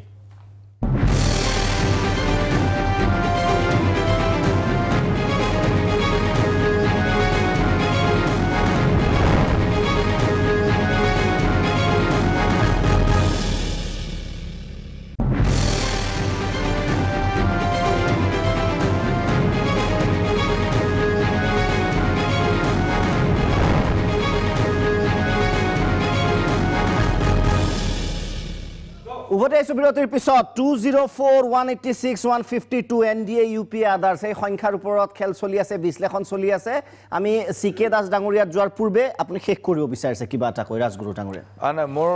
শেষ হৈছিলে আৰু মই কেৱল মাত্ৰ এই মই যিখিনি কথা কৈছিলোঁ যে বিহাৰ উত্তৰ প্ৰদেশ ৰাজস্থান মধ্যপ্ৰদেশ এতিয়া মধ্যপ্ৰদেশত যিটো ফিগাৰ আহিছে যে কংগ্ৰেছে মাত্ৰ 5খন আসন পাব সেইটোও সঁচা নহয় কংগ্ৰেছে ইয়াতকৈ বেছি মানে 5খন কিছুমানে 3খন ঠিক আছে কংগ্ৰেছৰ 13খন মানে আমাৰ কিছু মানে 16খন বিজেপি মানে 29খন আসন আছে তাৰ ভিতৰত কংগ্ৰেছে 10খন মান পোৱাৰ ন্যূনতম সম্ভাৱনা আছে তেনেকৈ ৰাজস্থানত 3খন দিছে কিন্তু তাতকৈ অলপ বাঢ়িব একেবাৰে তেনেকুৱা নহয় কিন্তু কথাটো হ'ল এবাৰ চাবলগীয়া হ'ব পশ্চিমবংগত আপোনালোকে তৃণমূল কংগ্ৰেছক কিমান দিছে পশ্চিমবংগত মই ফিগাৰটো নাৰাখিলোঁ কিন্তু পশ্চিমবংগত আমি দিছোঁ 30 দিছোঁ TMC এইটোৰ এইটোৰ ওচৰা-ওচৰি হ'ব মোৰ ধাৰণা তৃণমূল কংগ্ৰেছে 29খনমান আসন পাব 11খনমান আসন বিজেপিয়ে পাব পাৰে মোৰ তাত এটা বিশ্লেষণ আছে এইফালে এনেকুৱা হ'ব মই এটা অকণমান সৰুকৈ কথাটো কৈ দিওঁ কথাটো হ'ল যে 3টা কাৰকে তাত কাম কৰিছে এটা হ'ল জংঘলমহল য'ত আমাৰ নক্সালৰ আগৰ ঘাটি আছিল আৰু আদিবাসীসকলৰ যিটো এই অঞ্চল তাত মমতা বেনাৰ্জীৰ সাংঘাতিক নিয়ন্ত্ৰণ আছিল কিন্তু যোৱা 1.5-2 বছৰত তেওঁ বৰ বিশেষ জংঘলমহলত বৰ বিশেষ গুৰুত্ব দিব পৰা নাই আৰু জংঘলমহলৰ প্ৰতিনিধিসকলেও তেওঁলোকৰ সমস্যাবিলাক এড্ৰেছ কৰিব পৰা নাই আৰু যাৰ কাৰণে কি হৈছে বিজেপিয়ে খুব সহজে আচলতে এই বনস্থলী বিদ্যাপীঠ এনেকুৱা ধৰণৰ কামবিলাক কৰি পেলাই তেওঁলোকৰ মাজত সোমোৱাৰ এটা সুযোগ পাই গ'ল জংঘলমহলত তৃণমূল কংগ্ৰেছে এখনো আসন পোৱাৰ সম্ভাৱনা মই দেখা নাই দ্বিতীয় কথাটো হ'ল যে মটুৱা সম্প্ৰদায়ৰ মাজত মটুৱা আপুনি কেতিয়াও আণ্ডাৰ এষ্টিমেট কৰিব নোৱাৰি পশ্চিমবংগৰ নিৰ্বাচনৰ ক্ষেত্ৰত সেইটো হ'ল যে মই আপোনাক কৈ দিছোঁ যে তেওঁলোকৰ পূব বাংলাত তেওঁলোকৰ মূল আছিলে হেডকোৱাৰ্টাৰ আছিলে গুৰুজনৰ গতিকে তেওঁলোক উঠি আহি পেলাই পশ্চিমবংগত তেওঁলোকৰ এতিয়া প্ৰায় 1.5 কোটিৰ ওপৰ ফলোৱাৰ আছে এই 1.5 কোটি ফলোৱাৰৰ ভিতৰত তেওঁলোকৰ মাজত পাৰ্থক্য হৈছে মঞ্জুল কৃষ্ণ ঠাকুৰ আছে বিজেপিৰ লগত আৰু মমতা বালা ঠাকুৰ আছে তৃণমূলৰ লগত মমতা বালা ঠাকুৰ বিজেপিৰ কেণ্ডিডেট গতিকে এতিয়া তেওঁলোকে মটুৱা ভোটখিনি কেনেকৈ ৰাখিব পাৰে সেইটোৰ ওপৰত নিৰ্ভৰ কৰিব আৰু মটুৱা ভোটৰ ওপৰত কমেও 3খন আসন বিজেপিৰ ভাগ্য নিৰ্ভৰশীল আৰু তেওঁলোকে পোৱাৰ সম্ভাৱনাও একেবাৰে নুই কৰিব নোৱাৰি তৃতীয় কথাটো হ'ল CAB কেবৰ প্ৰসংগত মই আপোনাক আকৌ কওঁ যে 1971 চনৰ পিছত অহা হিন্দু শৰণাৰ্থীৰ সংখ্যা তেতিয়া 1 কোটিৰ ওপৰ আছে পশ্চিমবংগত আৰু জন্ম ইতিমধ্যে বৃদ্ধি হৈ তেওঁলোকৰ 1.5 কোটি ওচৰা-ওচৰি পালেহি গতিকে এই 1,70,00,000 মান হ'বগে গতিকে এই ভোট বেংকটো বৰ ষ্ট্ৰং ভোট বেংক গতিকে এই CAB খনে আমাৰ যিখন নাগৰিকত্ব সংশোধনী বিধেয়ক এইখনৰ সাংঘাতিক ধৰণৰ প্ৰভাৱ আছে সেইকাৰণে বেছি জোৰ দিছে বিজেপিয়ে গতিকে এই ইমানবোৰ মানে প্ৰায়োগিক সত্য থকাৰ পিছত বিজেপিয়ে 11-12খনতকৈ কম আসন পাব বুলি মই নাভাবোঁ আমাতকৈ আপুনি 1-2খন বহাই কিন্তু সামগ্ৰিকভাৱে নেশ্যনেল যিটো এক্সিট পোল আছে আপুনি সাংঘাতিকভাৱে এগ্ৰী নকৰে যদি অভাৰঅল ফিগাৰখিনি চাওঁ 204ত মই এগ্ৰী কৰা নাই কথা হ'ল আপোনাৰ এই যোৱা নিৰ্বাচন 2014 চনত বিহাৰ মধ্যপ্ৰদেশ ৰাজস্থান UP যিটো বিমাৰু ষ্টেটছ বুলি কয় বিমাৰু ষ্টেটছত বিজেপিয়ে পাইছিলে প্ৰায় 130ৰ এইবাৰ যিমানে আপুনি এক্সিট পোলৰ কথা নকওক বিমাৰু ষ্টেটছৰ পৰা তাতে পভাৰ্টি ইমান বেছি ডাউট হৈছে চুগাৰ কেনৰ প্ৰব্লেম হৈছে 130ৰ ওচৰে মুঠে নহয় এইটো 1 নম্বৰ কথা দ্বিতীয় হ'ল কি যিটো SP BSP কোৱালিশ্যনটো হ'ল কম্বিনেশ্যনটো হ'ল SP আকৌ কথাটো হৈছে কি আমি প্ৰথমতে ভাবোঁ কি যে SP গোটেই OBC-খিনি আছে OBC বুলি ক'লে UP-ত 40% মানুহ হ'ল OBC তাৰে একচুৱেলি 15% হ'ল মানে যাদৱ বাকী 25% হ'ল নন যাদৱ এতিয়া কি হ'ল যাদৱৰ ডমিনেশ্যনে দেখি পেলাই নন যাদৱ বহুতে যাদৱ ইফাল হৈছে এটা এক্সাম্পল দিওঁ ধৰক যোৱা বছৰ বাই ইলেকশ্যনত কৈছোঁ যোৱা বছৰ বাই ইলেকশ্যনত ধৰক গোৰখপুৰত বাই ইলেকশ্যনত জিকিলে SPৰ পৰা প্ৰবীণ নিষাদ এইবাৰ বিজেপিত জইন কৰি চন কবিৰ নগৰৰ পৰা কণ্টেষ্ট কৰি আছে ঠিক তেনেদৰে অন্য কিছুমান যেনেকৈ সৰু সৰু কমিউনিটি আছে যিয়ে অভাৰঅল এফেক্ট কৰিব নোৱাৰে কিন্তু কিছুমান কনষ্টিটুৱেঞ্চিত এই SP BSP কম্বিনেশ্যনৰ এগেইনষ্ট যাব এইটো হ'ল 2 নম্বৰ কথা থাৰ্ডটো হ'ল আমি যিমান মেইন কথাবিলাক বহুত দিন ক'লোঁ আমি টাউনত থকা মানুহখিনিক মই ইণ্ডিয়াত থকা বুলি কওঁ আজিকালি আমি জানো যে অনিল আম্বানীয়ে টেণ্ডাৰ নিদিয়াকৈ 35,000 কোটি ঠিকা পালে জব নোহোৱা হৈ গৈছে খেতিৰ অৱস্থা বেয়া আদানী এয়াৰপৰ্ট নিলে অষ্ট্ৰেলিয়াত মাইন খুলিবলৈ 42,000 কোটি টকা লোন পালে কিন্তু ভাৰতৰ মানুহখিনি যিখিনি গাঁৱৰ মানুহ ভাৰতৰ মানুহ বুলি কওঁ তেওঁলোকে এইবিলাক ফেক্টৰ একোৱেই নাজানে বেচাৰাতে আপুনি বম্বেৰ মানুহকো সোধক ড্ৰাইভাৰকো যদি সোধে কাক ভৰিবা মুছলমান মানে ড্ৰাইভাৰকো সুধিলে ক'ব যে মোদীক দিম কি কাৰণে দিব কয় কি যে চোলা পাইছোঁ গেছ পাইছোঁ এতিয়া এটা ছেক্টৰে কৈছে কি UP-ত যে গৰুবিলাক যে এৰি দিলে খেতি খাই নোহোৱা কৰিছে হস্পিটেলত গৰু স্কুলত গৰু থানাত গৰু কৈছে কি মাইকী মানুহে কৈছে কি যে গৰুক আমাৰ শস্য খাব যদি আমি ভোট নিদিওঁ বিজেপিক এই এটা ফেক্টৰ আহিছে দ্বিতীয় যদি লেট্ৰিনৰ কথাটো খুব কৈছে মানুহে কয় কিন্তু লেট্ৰিনটো এটা চুঙাৰ নিচিনা কিবা এটা দিছে 12,000 টকা দি বনাই দিছে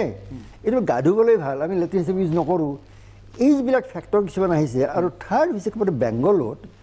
মোৰ ভাৱ হৈছে কি বেংগলত আপোনাৰ ক'ব নাপায় যে হয়তো বিজেপিয়ে 15-16 মান পাই যাব পাৰি এট হোৱাট কষ্ট হ'ব দুখ লগা কথা বেংগলত সৌভাগ্যক্ৰমে যদিও বংগতে আপোনাৰ হিন্দু ধৰ্ম ৰিফৰ্মেশ্যনবিলাক আনিছিলে ৰামমোহন ৰায় বিদ্যাসাগৰ চবে আনিছিলে পাছত কি হ'ল স্বাধীনতাৰ পিছত কংগ্ৰেছ আৰু কমিউনিষ্টৰ ৰুলত বঙালী হিন্দু মানুহৰ ছেকুলাৰিজিমৰ ভাৱটো আহিলে তাৰপিছত এতিয়া যিটো হৈছে আপোনাক ক'ব চাব এটা কথা বহুত এটা কথা নাই বতৰা যোৱা কেইবছৰমানৰ বহুত হনুমান টেম্পল হৈছে তাতে আৰু এনে কিছুমান কেৰেক্টাৰক এতিয়া উঠাই দিছে এটা আছে গোপাল পাঠা ভেৰি ইণ্টাৰেষ্টিং তেওঁৰ নাম আছিলে গোপাল মুখাৰ্জী এইবিলাক পাহৰি যোৱা কথা এতিয়া আমি কেনেকৈ গম পালোঁ গোপাল মুখাৰ্জীৰ কামটো কি আছিলে যে 46 আৰু 47ত যেতিয়া কেলকাতাত খুব ডাঙৰ ৰাইটিং হৈছিলে প্ৰথমতে আপোনাৰ হিন্দু মানুহ চাফাৰ কৰিছিলে পিছত মানে প্ৰতি আক্ৰমণটোৰ গোপাল মুখাৰ্জী বোলে লিড লৈছিলে এইবিলাক মানুহক যে উঠাই দিছে এইটো ভয়ানক কথা বিজেপি জিকিব পাৰে কিন্তু এইবিলাক কোনে কৈছে মই বিজেপি কৰিছে বুলি কোৱা নাই কিছুমান শক্তিয়ে এনেকুৱা কৰি দিলে যে অখণ্ড গীতাপাঠ হৈছে এইবাৰ খুব ৰাস্তাত অখণ্ড গীতাপাঠ তাতে পুহ মাহত কালী পূজা এইবিলাক কৰি পেলাই হ'ব কেতিয়া এইবাৰ এনে মানে মুছলমানে ভোট দিছে ছিকিউৰিটিৰ কাৰণে আপোনাৰ নন বিজেপি ভয় খাই গৈছে এতিয়া যদি ভাৰতবৰ্ষৰ যি 17 কোটি বা 18 কোটি মুছলমানে ভয় খাব লাগে ভয় খালে কি হয় মানুহে বেছি মানে এগ্ৰেছিভ হয় ইজ ইট প্ৰপাৰ এইটো সঁচা কথা হৈছে নে দেশৰ ভৱিষ্যত আপোনাৰ মহা ভয়ানক হ'ব পাৰে আৰু যদি আমেৰিকাৰ লগত আমাৰ যিটো এটা ভাল সম্বন্ধ হৈছে এতিয়া হ'ব পাৰে কি আমেৰিকাই যদি কালি গড ফৰবিড ইৰাণত যদি কিবা গণ্ডগোল লগায় আমি ইৰাণৰ বিৰুদ্ধে যোৱা মানে চৌদি আৰবৰ ফৰেজ হ'ব আৰু গোটেই আপোনাৰ মানুহে কয় যে এই তালিবানৰ পৰা আৰম্ভ কৰি চব এক্সট্ৰিমিষ্ট ফাণ্ডিং চব চৌদি আৰবৰ পৰা হয় এতিয়া ভাৰতকে চৌদি আৰবৰ লগ লাগিব নেকি কথাটো হৈছে এইকাৰণে কিছুমান কথা মানে দুখ লাগে মানে আপুনি কৈছে নিৰ্বাচনৰ বিৰতিৰ সময় হৈছে যে নিৰ্বাচনৰ কেলকুলেশ্যন ঠিক থাকিলেও দেশৰ ঐক্যৰ কেলকুলেশ্যন দেশৰ গণতন্ত্ৰৰ কেলকুলেশ্যন কিন্তু খেলি মেলি হৈ যোৱাৰ সম্ভাৱনা আছে বিৰতিৰ পিছত আমি উভতি আহিম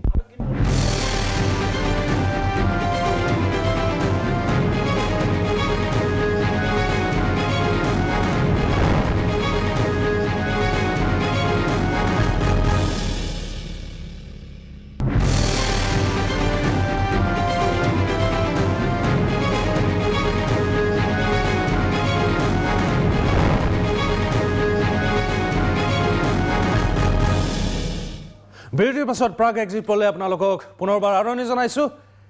21 শতিকাৰ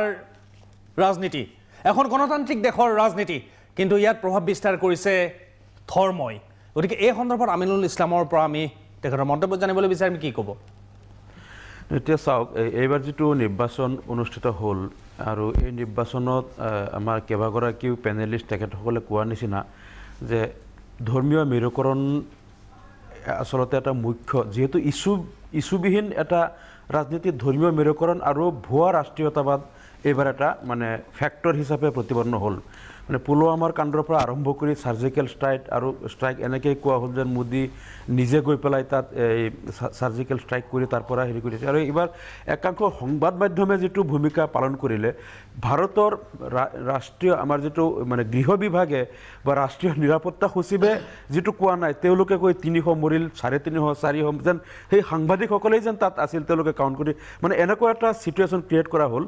যে এইটো একটো ধৰ্মীয় মেৰুকৰণ আৰু এটা হ'ল পাকিস্তানক সাংঘাতিকভাৱে ইউজ কৰি এইবাৰ হেৰি কৰা হ'ল কিন্তু দুৰ্ভাগ্যজনক কথাটো হ'ল এইটোই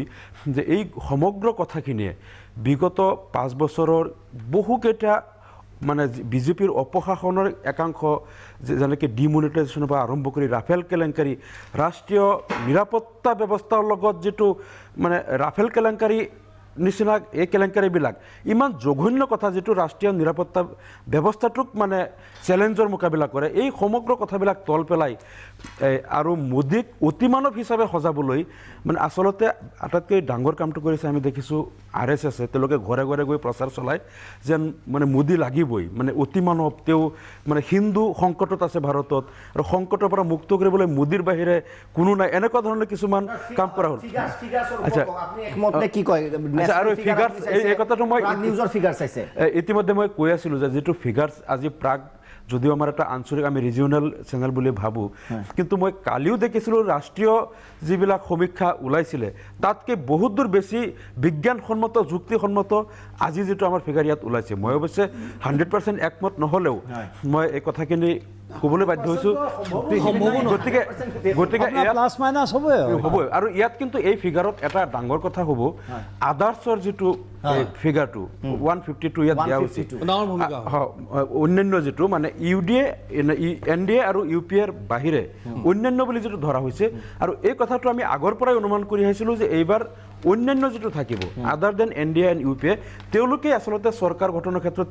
কিং মেকাৰ হ'ব আৰু সেইখিনি কোনফালে যাব আদাৰ্ছখিনি কোনফালে সেইখিনি ইম্পৰ্টেণ্ট হ'ব যিটো ক্ষেত্ৰত দীপক শৰ্মা আমাৰ সময় হৈছে কিন্তু এইখিনি ল'ব লাগিব আমি নিশ্চয় সমবিৰতি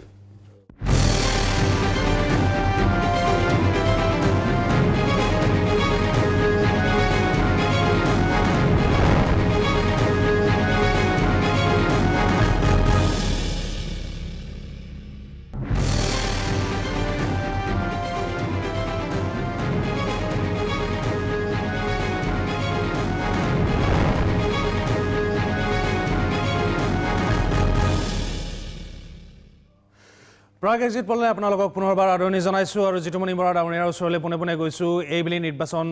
ধৰ্মই ভালদৰে প্ৰভাৱ বিস্তাৰ কৰিছে এইবেলি নিৰ্বাচনৰ যি সমীক্ষা অজিত কুমাৰ ভূঞা ডাঙৰীয়াই দাঙি ধৰিলে এই সন্দৰ্ভত আপুনি কি ক'ব যিটো আপোনালোকৰ প্ৰাগৰ ফালৰ পৰা হয় বিজেপি অকলে 175 আৰু তেওঁলোক বিজেপি NDA 204 কংগ্ৰেছক 123 আৰু UPA যিটো জোটবন্ধন 183 আৰু অন্যান্য 152 দিছে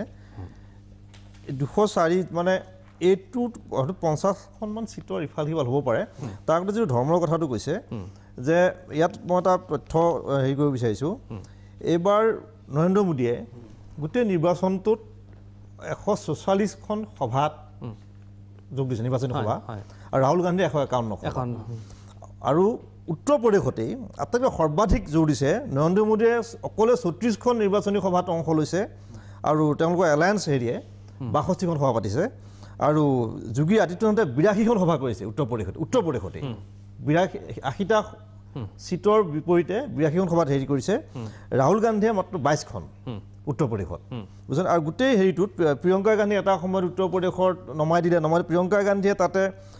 নিৰ্বাচনী 13খন নিৰ্বাচনী সভাত অংশ লৈছে আৰু মায়াৱতীয়ে অকলে 12খন অখিলেশ যাদৱে অকলে 16খন আৰু তেওঁলোকে যুটীয়াভাৱে 9খন কিন্তু যিটো কথা উজিত দাই ক'লে বা প্ৰশান্ত ৰাজ বা তেওঁলোকৰ উপৰোক্ত বা হাইদৰদাই কৈছে যে হিন্দী যিটো হিন্দী বলয়ত ধৰ্মীয় মেৰুকৰণে কিন্তু প্ৰভাৱ পেলাইছে ধৰ্মীয় মেৰুকৰণে 2014 বিজেপি বা নৰেন্দ্ৰ মোদীয়ে যিবোৰ প্ৰতিশ্ৰুতি দিছিলে গোটেই প্ৰতিশ্ৰুতি ঢাক খাই গ'ল এবাৰ নতুন প্ৰতিশ্ৰুতি লৈ আহে তেওঁলোকে ভাৰতৰ অখণ্ডতা পাকিস্তান ইয়াৰ আগতে আৰু বিহাৰৰ কথাটো আহিব তাপা পাহৰি গৈছে বেগুচৰাইত কানাই কুমাৰৰ কথাটো আমি পাহৰিছোঁ অকণমান মানে কানাই কুমাৰৰ বিভিন্ন ধৰণৰ ৰাষ্ট্ৰীয় সংবাদ মাধ্যমত চৰ্চা হৈছিলে যে কানাই কুমাৰো কালি যিটো ৰাষ্ট্ৰীয় সংবাদ মাধ্যমবোৰত হৈছে কানাই কুমাৰ হাৰিব বুলিয়ে কৈছে মোটামুটি গিৰিৰাজ সিং জিকিব বুলি কৈছে তাতে গৈ পেলাই গতিকে এই ধৰণৰ যিটো হৈছে যে যিটো এইটো কাৰণটো হৈছে যে তাত ধৰ্মীয় মেৰুকৰণ মানে পাকিস্তান যে আমি থাকিলে নামদাৰ কামদাৰ এটা আহি গ'ল নতুন ধৰণৰ সংযোজন যে যদি মোদী নাথাকে মোদীয়ে নিজেই আত্মপ্ৰকাশ কৰিছে যে এই মুহূৰ্তত ভাৰতক বচাবৰ কাৰণে মোৰ নিচিনা এজন নেতা লাগিব এই ধৰণে নিজে প্ৰক্ষেপ কৰিছে নিজকে আৰু সেই ধৰণে প্ৰক্ষেপক দেখা গ'ল যে যিটো চিকেশ দাস ডাঙৰীয়াই ক'লে যে ইণ্ডিয়া আৰু ভাৰত যে আমাৰ যিটো গ্ৰামাঞ্চলৰ বা আমাৰ যিটো সৰ্বসাধাৰণ নাগৰিক চহৰাঞ্চলত থকাও তেওঁলোকে আজিৰ তাৰিখতো বিভিন্ন কাৰণে এখন সৰু দোকান GSTৰ কাৰণে গালি পাৰিছে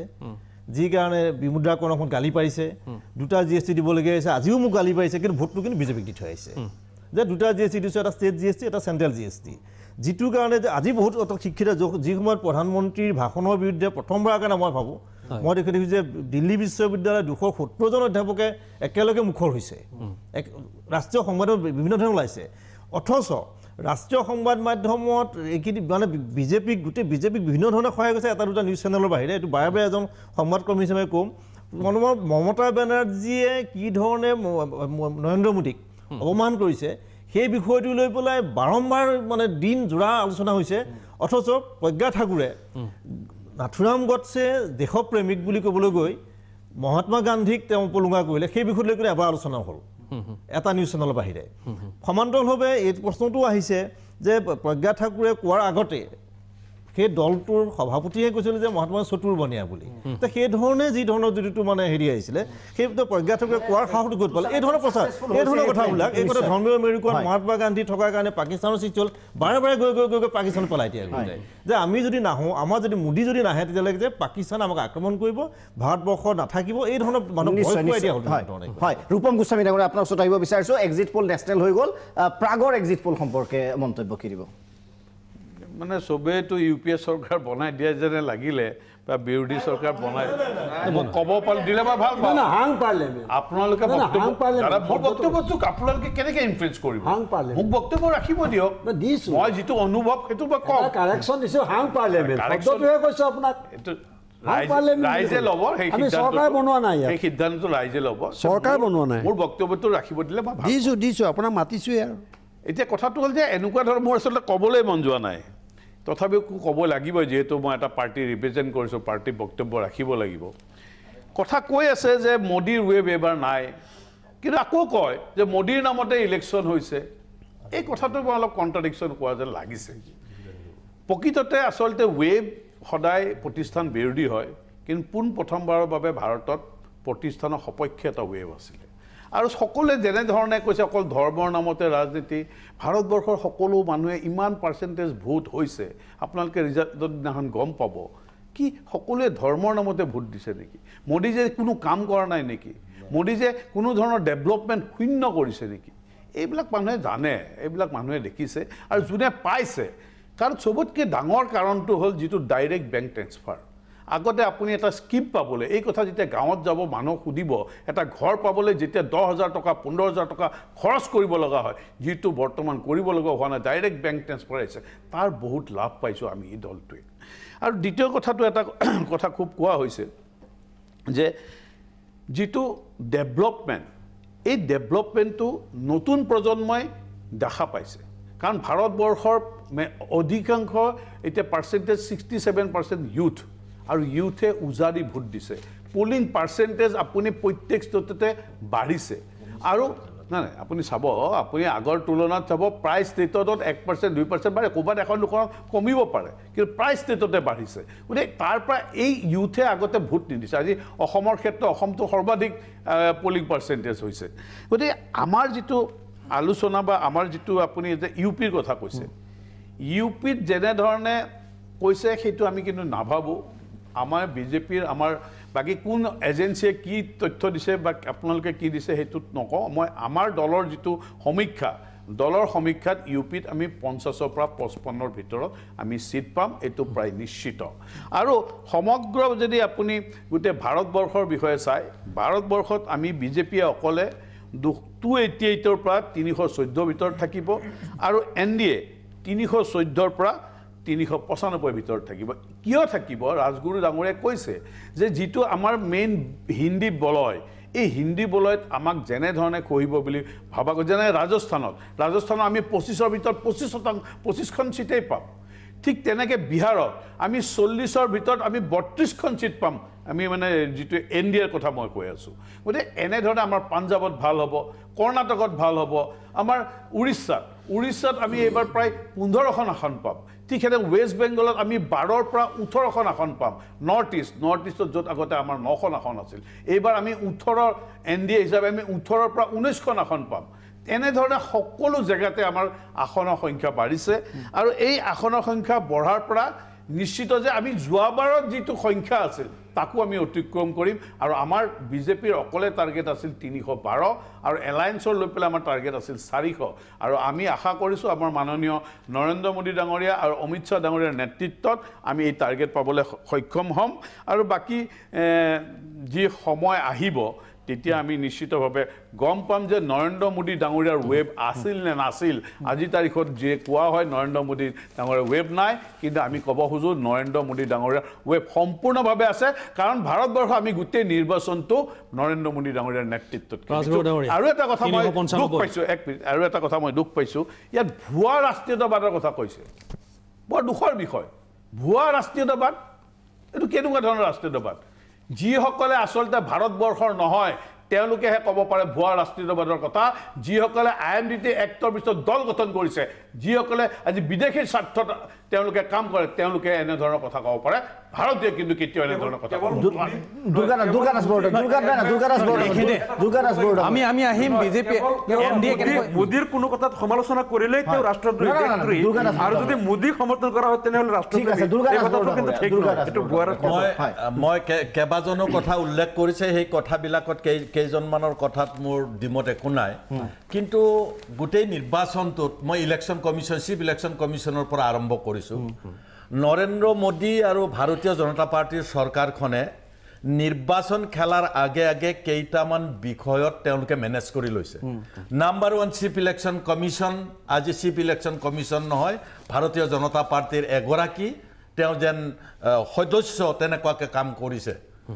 ইলেকশ্যন কমিশ্যনাৰ এগৰাকী অভিযোগ আনিছে তেওঁৰ ওপৰত সেই কথা ক'বলৈ গ'লে ইলেকশ্যন কমিশ্যনাৰ লাভাছ ডাঙৰীয়াই পোনপটীয়াকৈ তেওঁ অভিযোগ আনিছে 6বাৰতকৈ অধিক মানে নৰেন্দ্ৰ মোদী ডাঙৰীয়াৰ বিৰুদ্ধে আপত্তি আহিছে কৈছে 1 নম্বৰ 2 নম্বৰ 99.99% নেশ্যনেল মিডিয়া গদি মিডিয়া হৈছে তেওঁলোকে অহৰহ যোৱা 6 মাহৰ পৰা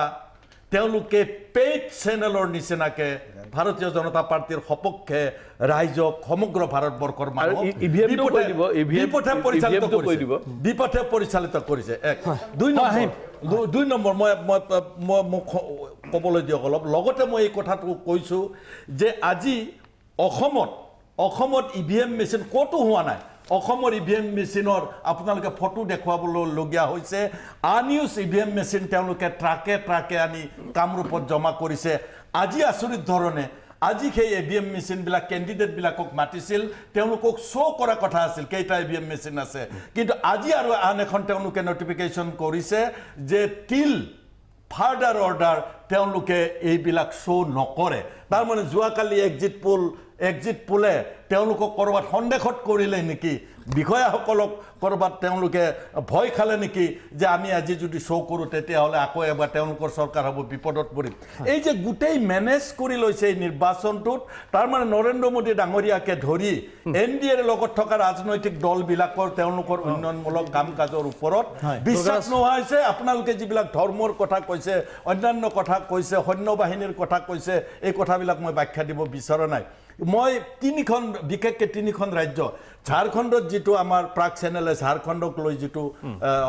সংখ্যা আগবঢ়াইছে সেইটোত মই অলপ 1-2খন আসন ইফাল বুলি ভাবিছোঁ বেংগলত কিন্তু অনস্বীকাৰ্য যে বেংগল যেতিয়াৰ পৰা সিদ্ধাৰ্থ শংকৰ ৰায় কংগ্ৰেছৰ মুখ্যমন্ত্ৰী তাৰ পৰা হাৰিছে তেতিয়াৰ পৰা লেফট পলিটিক্যাল পাৰ্টি আহিছে নেশ্যনেল টিভিটো ডিছকাশ্যন কৰিছে আপোনালোকে দেখিছে যে তাত গুণ্ডাগৰ্দিটো তেতিয়াই আৰম্ভ হৈছে কংগ্ৰেছক যেতিয়া কৰিছে লেফট সকলে তাক মাৰি পিটি তেতিয়া কংগ্ৰেছক তাৰ পৰা বাহিৰ কৰা হৈছে তাৰ পিছত আকৌ সেই একেই পৰম্পৰা আজি আহিছে মই লক্ষ্য কৰিছো এইবাৰ নিৰ্বাচন এইবাৰ নিৰ্বাচনত ভাৰতীয় জনতা পাৰ্টিয়ে গোটেই পৰম্পৰা বেংগলৰ লক্ষ্য কৰিছে আৰু টিএমচিৰ লগত তেওঁলোকে পোনপটীয়াকে নিৰ্বাচন যুদ্ধৰ বাহিৰেও মাৰপিটত আজি ভাৰতীয় জনতা পাৰ্টিয়ে কয় আমাৰ কৰ্মী আৰু টিএমচিৰ কৰ্মীসকলক কয় টিএমচি গুণ্ডা তেওঁলোকৰ সভাপতিয়ে কৈছে সমাজৰ ৰক্তাক্ত পৰিৱেশ পশ্চিমবংগত হৈছে এইবেলি নিৰ্বাচনত বড়োডাঙৰীয়া আপোনাক ধন্যবাদ জনাইছো কিন্তু ৰূপম গোস্বামীয়ে কৈছে 395খন আসন পাব এনডিএ কেনেদৰে সম্ভৱ পুনৰবাৰ আহিম আলোচনাত মিলিত হ'ম কিন্তু এইখিনিতে লৈছো এটি চমু বিৰতি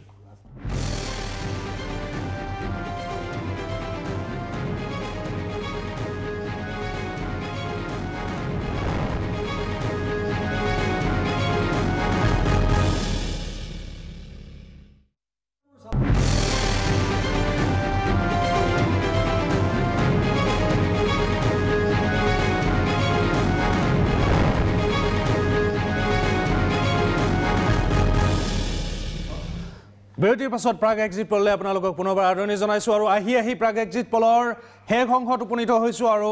এই সন্দৰ্ভত কি ক'ব আমি আহিছো অজিত কুমাৰ ভূঞা ডাঙৰীয়াৰ ওচৰলৈ বহু বিষয় আমাৰ উত্থাপিত হৈছে আৰু এই বিষয়ে যথেষ্ট আলোচনা দাবী কৰে স্বাভাৱিকতে কিন্তু ইয়াৰ সময়ৰ কথা আছে এতিয়া ইভিএম মেচিনৰ কথা ওলাইছে প্ৰায় 20 লাখ ইভিএম মেচিন হেৰুৱাৰ কথাটো লৈ পেলাই দেশত এতিয়া এটা হুলস্থুল পাৰ লাগিছে গতিকে এই বিষয়েও বহুত কথা আছে সেইবোৰ পাতি আমি শেষ কৰিব নোৱাৰোঁ কিন্তু মই এইখিনিতে এটা কথা ক'ব খুজিছোঁ যে নিৰ্বাচনী দৃশ্যপটত 300 যেনেকৈ প্ৰথমে কোনেনো কৈ দিলে 300 মৰিলে বুলি পুলৱাম হত্যাকাণ্ড মানে সন্ত্ৰাসবাদী আক্ৰমণৰ পিছত পাকিস্তানত সেইটো কোনেও নাজানে কিন্তু সংখ্যা লৈ পেলাই ভাৰত চৰকাৰৰ হাততো কোনো তথ্য নাই 300 এটা বেমাৰৰ নিচিনা হৈ গ'ল এতিয়া কালিও দেখিলোঁ চবফালে 300 এতিয়া মই এতিয়া 230 সংখ্যাটো ক'ব খুজিছোঁ কেলে ক'ব খুজিছোঁ এইটো হয়তো বহুতে মন কৰা নাই যে সুব্ৰমণ্যম স্বামী তেওঁ বিভিন্ন সময়ত বিভিন্ন কথা ক'লেও ওলাই কৰি দিব পৰা মানুহ মানে ইউ কেনট ইগন'ৰ হিম তেওঁ কৈছে যে 230খন যদি আসন পায়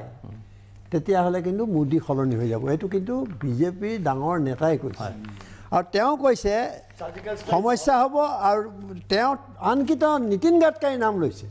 যে নীতিন গাডকাৰীনো মোদীতকৈ কিহত মানে অযোগ্য এই ধৰণৰ নাম লৈছে ৰ'ব তাৰ আগতে নীতিন গাডকাৰীয়েও কিন্তু কটাক্ষ কৰিছিলে অমিত শ্বাহক মোদীক এই বিষয়লৈ এটা দলৰ ভিতৰত বিতৰ্ক হৈছে এতিয়া মই ক'ব খুজিছোঁ যে 230 যদি হয় তেতিয়াহ'লে হয়তো এই যে মোদীৰ পৰিৱৰ্তন হ'ব এই কথাটো অলপমান চিন্তা কৰিবলগীয়া এই প্ৰেক্ষাপটত গতিকে আমি প্ৰথমৰ পৰাই মই কৈ আহিছোঁ যে প্ৰথম যিটো আমি অপিনিয়ন পল দিছিলোঁ তাত দিছিলোঁ বোধকৰ 226 মই অলপ পাহৰিছোঁ 226খনমান আছিলে তাৰ পিছত আমি 210 দিছিলোঁ দ্বিতীয়টোত লাষ্ট শেষৰটোত আৰু এইবাৰ আমি 204 দিছোঁ এইটো নহয় যে আৰু একেবাৰে 204য়ে হ'ব হয়তো তাত যোগ হ'ব 210 হ'ব পাৰে 220 হ'ব পাৰে 220 হ'ব পাৰে কিন্তু মুঠতে যদি পেনেলে মানি লয় যে এটা ওলমা সংখ্যাগৰিষ্ঠ বেছি আমাৰ বিজেপিয়ে মানি লোৱাটো কথাই নাই গতিকে বাকীসকলে আগৰ দৰে যদি এইটো মানি লয় যে এটা ওলমা সংসদ হ'ব তেতিয়াহ'লে আটাইতকৈ লক্ষণীয় হ'ব যে ফেডাৰেল ফ্ৰণ্টৰ ভূমিকা এইটো লৈ আলোচনা কৰিবলৈ যথেষ্ট হ'ব মানে আমাৰ সময়ৰ অভাৱ হ'ব কিন্তু যিটো চলিছে এতিয়া চন্দ্ৰবাবু নাইডু শৰদ পাৱাৰ তাৰপিছতে মায়াৱতী ইফালে কি কয় অখিলেশ যাদৱেতো কণ্টেষ্ট কৰাই নাই আৰু তো প্ৰধানমন্ত্ৰীৰ কাৰণে কিন্তু উত্তৰ প্ৰদেশৰ পৰা প্ৰধানমন্ত্ৰী হ'ব লাগে বুলি কৈছে আৰু সোনিয়া গান্ধীয়ে এটা বৰ ডাঙৰ ষ্টেটমেণ্ট দিছে যিটো ৰাহুল গান্ধী প্ৰধানমন্ত্ৰী হোৱাৰ কোনো কথা নাই বা তেওঁৰ কোনো দাবী নাই বুলি কৈছে এইকেইটা কথা যথেষ্ট লক্ষ্য কৰিবলগীয়া আৰু ইফালে মমতা বেনাৰ্জী আছে গতিকে প্ৰধানমন্ত্ৰীৰ দাবীদাৰ বুলি ক'লে যদি অপজিশ্যনৰ কথা আহে যদি আহে তেতিয়াহ'লে এই মানুহখিনিৰ তৎপৰতাটো লক্ষণীয় আৰু আটাইতকৈ ডাঙৰ কথা এটা মই ক'ব খুজিছোঁ এইখিনিতে প্ৰথম কথা হ'ল যে ওলমা সাংসদ হ'লেও ৰাষ্ট্ৰপতিয়ে প্ৰথমে মাতিব লাগিব নৰেন্দ্ৰ মোদীক তেওঁৰ সংখ্যাগৰিষ্ঠতা প্ৰমাণ কৰিবৰ কাৰণে আৰু যেতিয়া মাতিব তেতিয়া সময় কিমান দিব সেইটো হ'ব ডাঙৰ কথা সেইখিনিতে মোৰ মনত পৰিছে যে কৰ্ণাটকৰ বিধানসভাৰ নিৰ্বাচনৰ পিছত এটা বৰ ডাঙৰ পৰিস্থিতিৰ সৃষ্টি হৈছিলে আৰু হৰ্চ ট্ৰেডিং বুলি যিটো কয় কিনা বেচা বন্ধ কৰিবৰ কাৰণে বোধকৰ জাজ আছিল চিক্ৰীয়ে এটা মানে সাংঘাতিক ৰাতি ৰাতি থাকি পেলাই এটা জাজমেণ্ট দিছিলে যে কিমান সময়ৰ ভিতৰত এদিনৰ ভিতৰত 5 দিনৰ ভিতৰত সংখ্যাগৰিষ্ঠতা প্ৰমাণ কৰিবলৈ তেওঁ এটা কঠোৰ নিৰ্দেশ জাৰি কৰিলে আৰু সেইটোৱে কি কৰিলে এই যিটো আমি হৰ্চ ট্ৰেডিং বুলি কওঁ বেচা কিনাৰ যিটো ৰাজনীতিটো বন্ধ কৰিলে গতিকে সেই সময়ত অসম সন্তান থাকিব চিফ জাষ্টিচ আসনত থাকিব ৰঞ্জন গগৈ গতিকে ৰঞ্জন গগৈ তেনেকুৱা পৰিস্থিতিত যদি হয় আৰু ৰাষ্ট্ৰপতিয়ে যদি তেওঁক বেছি সময় দিয়ে তেতিয়াহ'লে কোনোবাই হয়তো সেই কৰ্ণাটকৰ কথা কৈ এটা সেই ৰেফাৰেঞ্চত হয়তো এটা গোচৰ দাখিল কৰিব পাৰে কেছ দিব পাৰে তেতিয়া ৰঞ্জন গগৈৰ ভূমিকা কি হ'ব এই কেইবাটাও কথা আমি অলপ চুই যাব পাৰোঁ নিশ্চয় হাইড্ৰজেন আগতে আপোনাৰ পৰা আৰম্ভ কৰিছোঁ গোটেই বিষয়টো চমুকে ক'ব লাগিব কিয়নো আমাৰ সময় কমি আহিছে প্ৰথম কথা হ'ব শেষ মন্তব্য হয় NDA বুলি শেহতীয়া পৰিস্থিতিত বা পৰিৱৰ্তিত পৰিস্থিতিত কাণে কাণ মাৰি গভৰ্ণমেণ্ট কৰাৰ পৰিস্থিতি আহিব পাৰে কিন্তু তথাপি এই সম্ভাৱনাও নোহোৱা নহয় যে 2-4 বা কিয়দাংশ আসনৰ কম কাৰণে বিকল্পৰ প্ৰশ্ন আহিব পাৰে এই ক্ষেত্ৰত শৰদ পাৱাৰেও এটা কথা কৈছে যে এমাহ গভৰ্ণমেণ্ট কৰিব পিছত আকৌ বেলেগ গভৰ্ণমেণ্ট হ'ব এইটো যিটো আপোনাৰ অটল বিহাৰী বাজপেয়ীৰ দিনত হৈছিল 13 দিন 13 মাহ হৈছিল চৰকাৰ চলিছিল অজিত ভূঞাই ডাঙৰীয়াই উল্লেখ কৰা ধৰণৰ পৰিস্থিতিৰ উদ্ভৱ হ'লে মই ভাবোঁ এইবাৰ ইতিমধ্যে ৰঞ্জন গগৈৰ কথাই কৈছে সুপ্ৰিম কোৰ্টৰ কথা কৈছে বিভিন্ন পক্ষই কিন্তু সচেতন মহলৰ মাজত সাম্প্ৰতিক সময়ৰ ভাৰতবৰ্ষৰ ৰাজনৈতিক পৰিপ্ৰেক্ষিতক লৈ কিন্তু বৰ উদ্বিগ্ন আৰু এই কথাও মন কৰিব আপোনাৰ যে 1980 চনত যেতিয়া 351খন আসনলৈ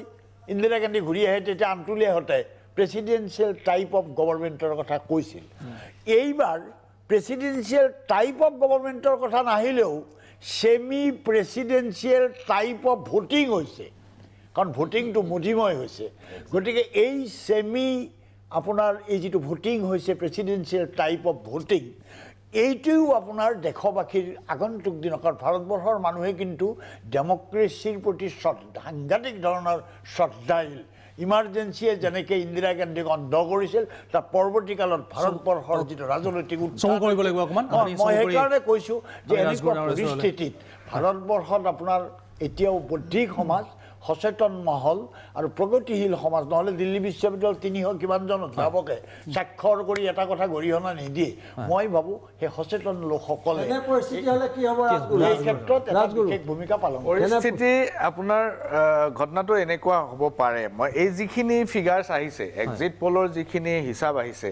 এই হিচাপখিনিৰ মাজতে আপোনাৰ হিচাপটো ধৰি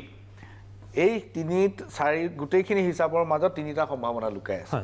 এটা সম্ভাৱনা হ'ল যে মোদী আগৰ দৰেই প্ৰধানমন্ত্ৰী হৈ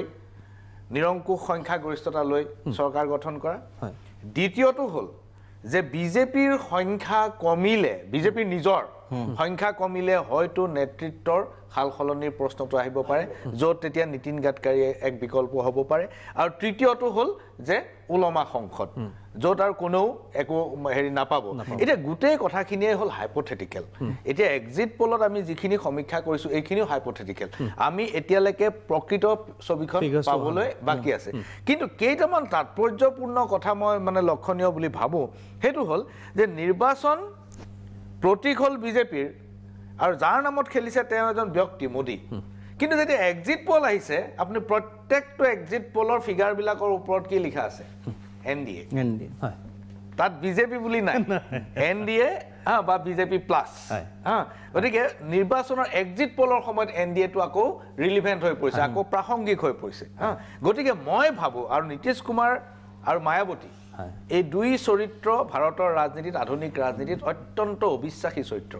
এওঁলোকে কোন পাকত কাৰ লগত লগ লাগিব আপুনি একো ক'ব নোৱাৰে গতিকে প্ৰাইম মিনিষ্টাৰ দি হোম মিনিষ্টাৰ দি তেওঁ বিৰুদ্ধে থকা CBI আৰু ED গোচৰবোৰ উঠাই ল'ব পাৰে একো ডাঙৰ কথা নহয় গতিকে মায়াৱতীয়ে আজি সোনিয়া গান্ধীৰ লগত মিটিং কৰাৰ কথা আছিলে তেওঁ নগ'ল গতিকে কাইলৈ পৰহিলে তেওঁ হয়তো বাৰ্গেইন আৰম্ভ কৰি দিব পাৰে আকৌ যদি এইফালে UPৰ ফালে পাল্লা ভাৰি যেন দেখে নীতিশ কুমাৰে UPৰ লগতো লগ লাগিব পাৰে গতিকে এই দুই চৰিত্ৰই কি সিদ্ধান্ত লয় এইটোৰ ওপৰত নিৰ্ভৰ কৰিব আৰু জগন ৰেড্ডি কেচিআৰ এওঁলোকৰ স্থিতি কি হ'ব কাৰণ ঘটনাটো হ'ল চাব জগন ৰেড্ডি আৰু নাইডু তেওঁলোকৰ বিধানসভা নিৰ্বাচনো আছে আৰু উৰিষ্যাতো বিধানসভা নিৰ্বাচন লাগি আছে গতিকে আপুনি চাব যে বিধানসভা নিৰ্বাচন আৰু লোকসভা নিৰ্বাচনৰ মাজতো পাৰ্থক্য আহিব লোকসভাত বিজেডিয়ে যিমানখিনি পাব তাতকৈ বিধানসভাত হয়তো তাৰ একে সমান প্ৰতিফলন নহ'বও পাৰে TDPয়ে অন্ধ্ৰত যিমানখিনি পাব লোকসভাত যিমান পাব বিধানসভাত সেইটো প্ৰতিফলিত নহ'ব পাৰে গতিকে একো ক'ব নোৱাৰি 23 তাৰিখলৈকে আমি বাট চাওঁ এতিয়া বেছি কথা নকওঁ এটাই কথা তিনিজন মানুহ শৰদ পাৱাৰ মায়াৱতী নীতিশ কুমাৰ ভাৰতৰ প্ৰধানমন্ত্ৰী হ'বলৈ বহু দিনৰ পৰা ইচ্ছা গতিকে এইটো এনেকুৱা দেখা যাব যে তেওঁলোকে বেলেগক লৈ নোৱাৰিলে NDAৰ লগত লগ হৈ মানে NDAৰ গভৰ্ণমেণ্টে হ'ব আল্টিমেটলি বুলি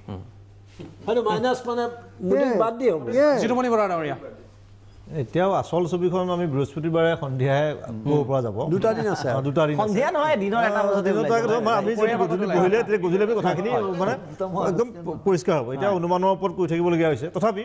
যিহেতু এটা ভাৰতৰ সৰ্ববৃহৎ এটা নিৰ্বাচন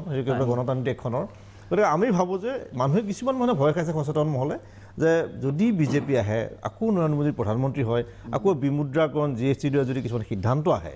তেওঁলোক মানে নিৰপেক্ষ মানুহ দেই যে আজি কোনোটো চেনেলত নোলাল বেনাৰসৰ যিটো তাঁত শিল্প বেনাৰস খাই বা বেনাৰস তেওঁলোকে কৈছে যে GSTৰ কাৰণে আমি কেঁচা মাল কিনিব পৰা নাই GSTৰ কাৰণে আমি বেচিবও পৰা নাই গোটেই ব্যৱস্থাটো তেওঁলোকৰ গোটেই শিল্পটো বন্ধ হৈ গৈছে গতিকে তেওঁলোকে খালি যে শিৱ মন্দিৰ দেখুৱাই পেলাই তাত পূজা অৰ্চনা কৰি এটা বেলেগ এখন ছবি দেখুৱাই থকা হৈছে গোটেই ৰাষ্ট্ৰীয় চেনেলবোৰে এই তেওঁলোকৰ যদি আৰ্থিকভাৱে সংগ্ৰাম কৰে যিটো শুৱালকুছি তাঁত শিল্প তাতকৈ তেওঁলোকৰ ভয়ংকৰ হৈছে বেনাৰস তাঁত শিল্প এই ছবিবোৰ সম্পূৰ্ণভাৱে লুকাই গৈছে এই ধৰণৰ যিটো বিজেপিয়ে যি ধৰণে কৰি পেলাইছে যে সেই শিল্প বা সেই ধৰণৰ আৰ্থিক যি ধৰণৰ ছবি এটা আহি গৈছে মানে সেইটো ভয় খাইছে ভাল নহয় সেইটো নহওক গতিকে সেইকাৰণে আমাৰ বহুতে ভাবিছে দেখোন ওলমা সংসদেই হওক যাতে য'ত নিয়ন্ত্ৰণ কৰি ৰাখিব পাৰে এতিয়া যে এখন ওলমা সংসদ আগন্তুক দিনত হ'ব এই কথাটো স্বয়ং প্ৰধানমন্ত্ৰী মোদী আৰু বিজেপিও বুজি পাইছে যাৰ কাৰণে তেওঁলোকে যোৱাকালি যিটো নেশ্যনেল কেইটামান সংস্থা দি এক্সিট পোলটো সাংঘাতিকভাৱে চৰ্চা কৰি তেওঁলোকে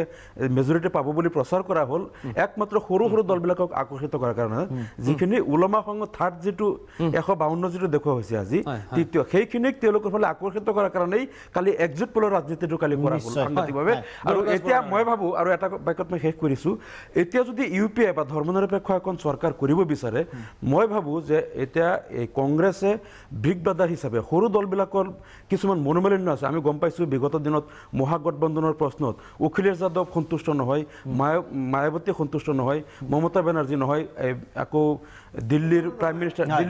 সকলোৱে মানে কংগ্ৰেছৰ পৰা যিটো প্ৰত্যাশা কৰিছিল আচলতে সেই জোটবন্ধনত এটা হেৰি কৰিলে গতিকে এই মুহূৰ্তত কংগ্ৰেছে অন্ততঃ প্ৰভুত্ববাদী মনোভাৱ ত্যাগ কৰি সেই দলবিলাকক 23 তাৰিখৰ আগতেই দলৰ নেতৃবৃন্দক মাতি লৈ যদি এতিয়া সৈমান কৰি কিবা এটা কৰে তেনেহ'লে UPAৰ নেতৃত্বত গভৰ্ণমেণ্ট হ'ব পাৰে নহ'লে আকৌ মোদী হৈ যাব ইতিমধ্যে সোনিয়া গান্ধী ডাঙৰীয়ানীয়ে নেতৃত্ব লৈছেই যে প্ৰয়োজন সাপেক্ষে কংগ্ৰেছে যেনেকৈ সোনিয়া গান্ধী নিজে প্ৰধানমন্ত্ৰী নহয় মনমোহন সিং ডাঙৰীয়াক পাতিছিল ঠিক তেনেকৈ এইবাৰো প্ৰয়োজন হ'লে কংগ্ৰেছৰ সভাপতিগৰাকী প্ৰধানমন্ত্ৰীৰ পৰা হেৰি কৰিছে কিন্তু অজিত বুঢ়া ডাঙৰীয়া এটা কথা কৈছে ফেডাৰেল ষ্ট্ৰাকচাৰৰ কথা কৈছে অজিত বুঢ়া ডাঙৰীয়া ইতিমধ্যে যেতিয়াৰ পৰাই NDA UPA জাতীয় চৰকাৰ হৈছে ফেডাৰেল ষ্ট্ৰাকচাৰৰ কথাটো খুব ষ্ট্ৰং হৈ আহিছে আৰু এই ফেডাৰেল ষ্ট্ৰাকচাৰ যদি ভৱিষ্যতে আহে মই ভাবোঁ এই গোটেই বহুত কথাবিলাকৰ পৰিব অৱশ্যে এই সময়ত সেই কথাটো পতা যিহেতু সময় নাই মই আপোনালোকক কৈছোঁ যে হাং পাৰ্লিয়ামেণ্ট আমি কংগ্ৰেছে বিশ্বাস কৰিছোঁ এইবাৰ হাং পাৰ্লিয়ামেণ্ট হ'ব ক্লোজিং কমেণ্ট ৰূপম গোস্বামী প্ৰথম কথা এতিয়া যেনেধৰণে আলোচনা কৰা হৈছে কোনো ধৰণৰ হাং পাৰ্লিয়ামেণ্ট নহয় একদম বিজেপিয়ে নিজে এবছলিউট মেজৰিটি পাব আৰু NDA লৈ পেলাই এটা বৃহৎ সংখ্যক হ'ব আগতকৈ মোদী ডাঙৰীয়া বেছি শক্তিশালী হ'ব আৰু ইয়াত যেনেকৈ কিছুমান বানাৰসৰ কথা কোৱা হৈছে GSTৰ কথা সেইবিলাক ইনিচিয়েল ষ্টেজত আছিলে কিন্তু পৰৱৰ্তী সময়ত বহুত নিয়মবিলাক সলনি কৰি কাৰণ মই নিজে ব্যৱসায়ী মই এটা ব্যৱসায়ী সংগঠনৰ নেতৃত্বও দিওঁ গতিকে বহুত প্ৰায়বোৰ সমস্যা এতিয়া সমাধান হৈছে সেনেকুৱা ইছ্যু নাই আৰু মোদী ডাঙৰীয়াৰ ওপৰত ভাৰতবৰ্ষৰ প্ৰতিজন মানুহৰ বিশ্বাস আছে আস্থা আছে কিবা আপুনি যদি ক'বলৈ বিচাৰে প্ৰথম কথা হৈছে যে ওলমা সংসদ হ'ব এই কথাটো আমি তথ্য পাতি কৰি দেখুৱাইছোঁ কিন্তু আমিতো বডি লেংগুৱেজ বুলি যিটো কয় নেতাসকলৰ কথা বতৰা চাল চলন তেওঁলোকৰ কাৰ্যকলাপলৈ দেখিলেও চালেও ধাৰণা হয় যে তেওঁলোকেও হয়তো ধৰি লৈছে যে এবাৰ এটা একক সংখ্যাগৰিষ্ঠতা পোৱাটো সম্ভৱ নহ'ব সেইটো এটা কথা আৰু ময়ো ভাবোঁ ব্যক্তিগতভাৱে মই যিহেতু এক্সিট পলটো দিছোঁ আৰু মই আগৰ পৰাই কৈ আহিছোঁ আৰু মিৰাকেল শব্দটো কৈছোঁ যদি কিবা নহয় তেতিয়াহ'লে হাং পাৰ্লিমেণ্ট হ'বই ওলমা সংসদ হ'বই গতিকে তাৰপিছত ভাৰতৰ ৰাজনৈতিক দৃশ্যপট অতি লক্ষণীয় হ'ব কোনফালে যায় কাৰণ গোটেই বিৰোধী দলবিলাকৰ ওপৰত যিমানবোৰ কেছ দি থৈছে যিমান ইডি লগাইছে CBI লগাইছে এইবিলাকৰো কথা আছে আজি মায়াৱতীৰ কথা ওলাইছে মায়াৱতীক যদি কাইলৈ সেইবিলাক মিলামিলি হয় কিবা এটা হ'ব এনেকুৱা ধৰণৰ কথা আছে গতিকে আৰু এইবোৰ গোটেই উত্তৰবিলাক আমি পাম আৰু 2টা দিনৰ পিছত বৃহস্পতিবাৰ 23 তাৰিখে আমাৰ ইয়াত অংশগ্ৰহণ কৰাৰ কাৰণে মই প্ৰতিগৰাকী আলোচকক ধন্যবাদ জনালোঁ আৰু ইমান সময় আমাক চাই থকাৰ কাৰণেও মই অসমৰ ৰাইজক বিশেষভাৱে আটাইকে ধন্যবাদ জনাইছোঁ আৰু এইবাৰ কাৰ চৰকাৰ হ'ব কোন হ'ব প্ৰধানমন্ত্ৰী মাজত মাত্ৰ দুটা দিনৰ অপেক্ষা সকলো স্পষ্ট হ'ব এয়া আছিল আমাৰ প্ৰাগ এক্সিট পল চোৱাৰ বাবে আপোনালোক আটাইকে ধন্যবাদ জনাইছোঁ এই সমীক্ষা কিমান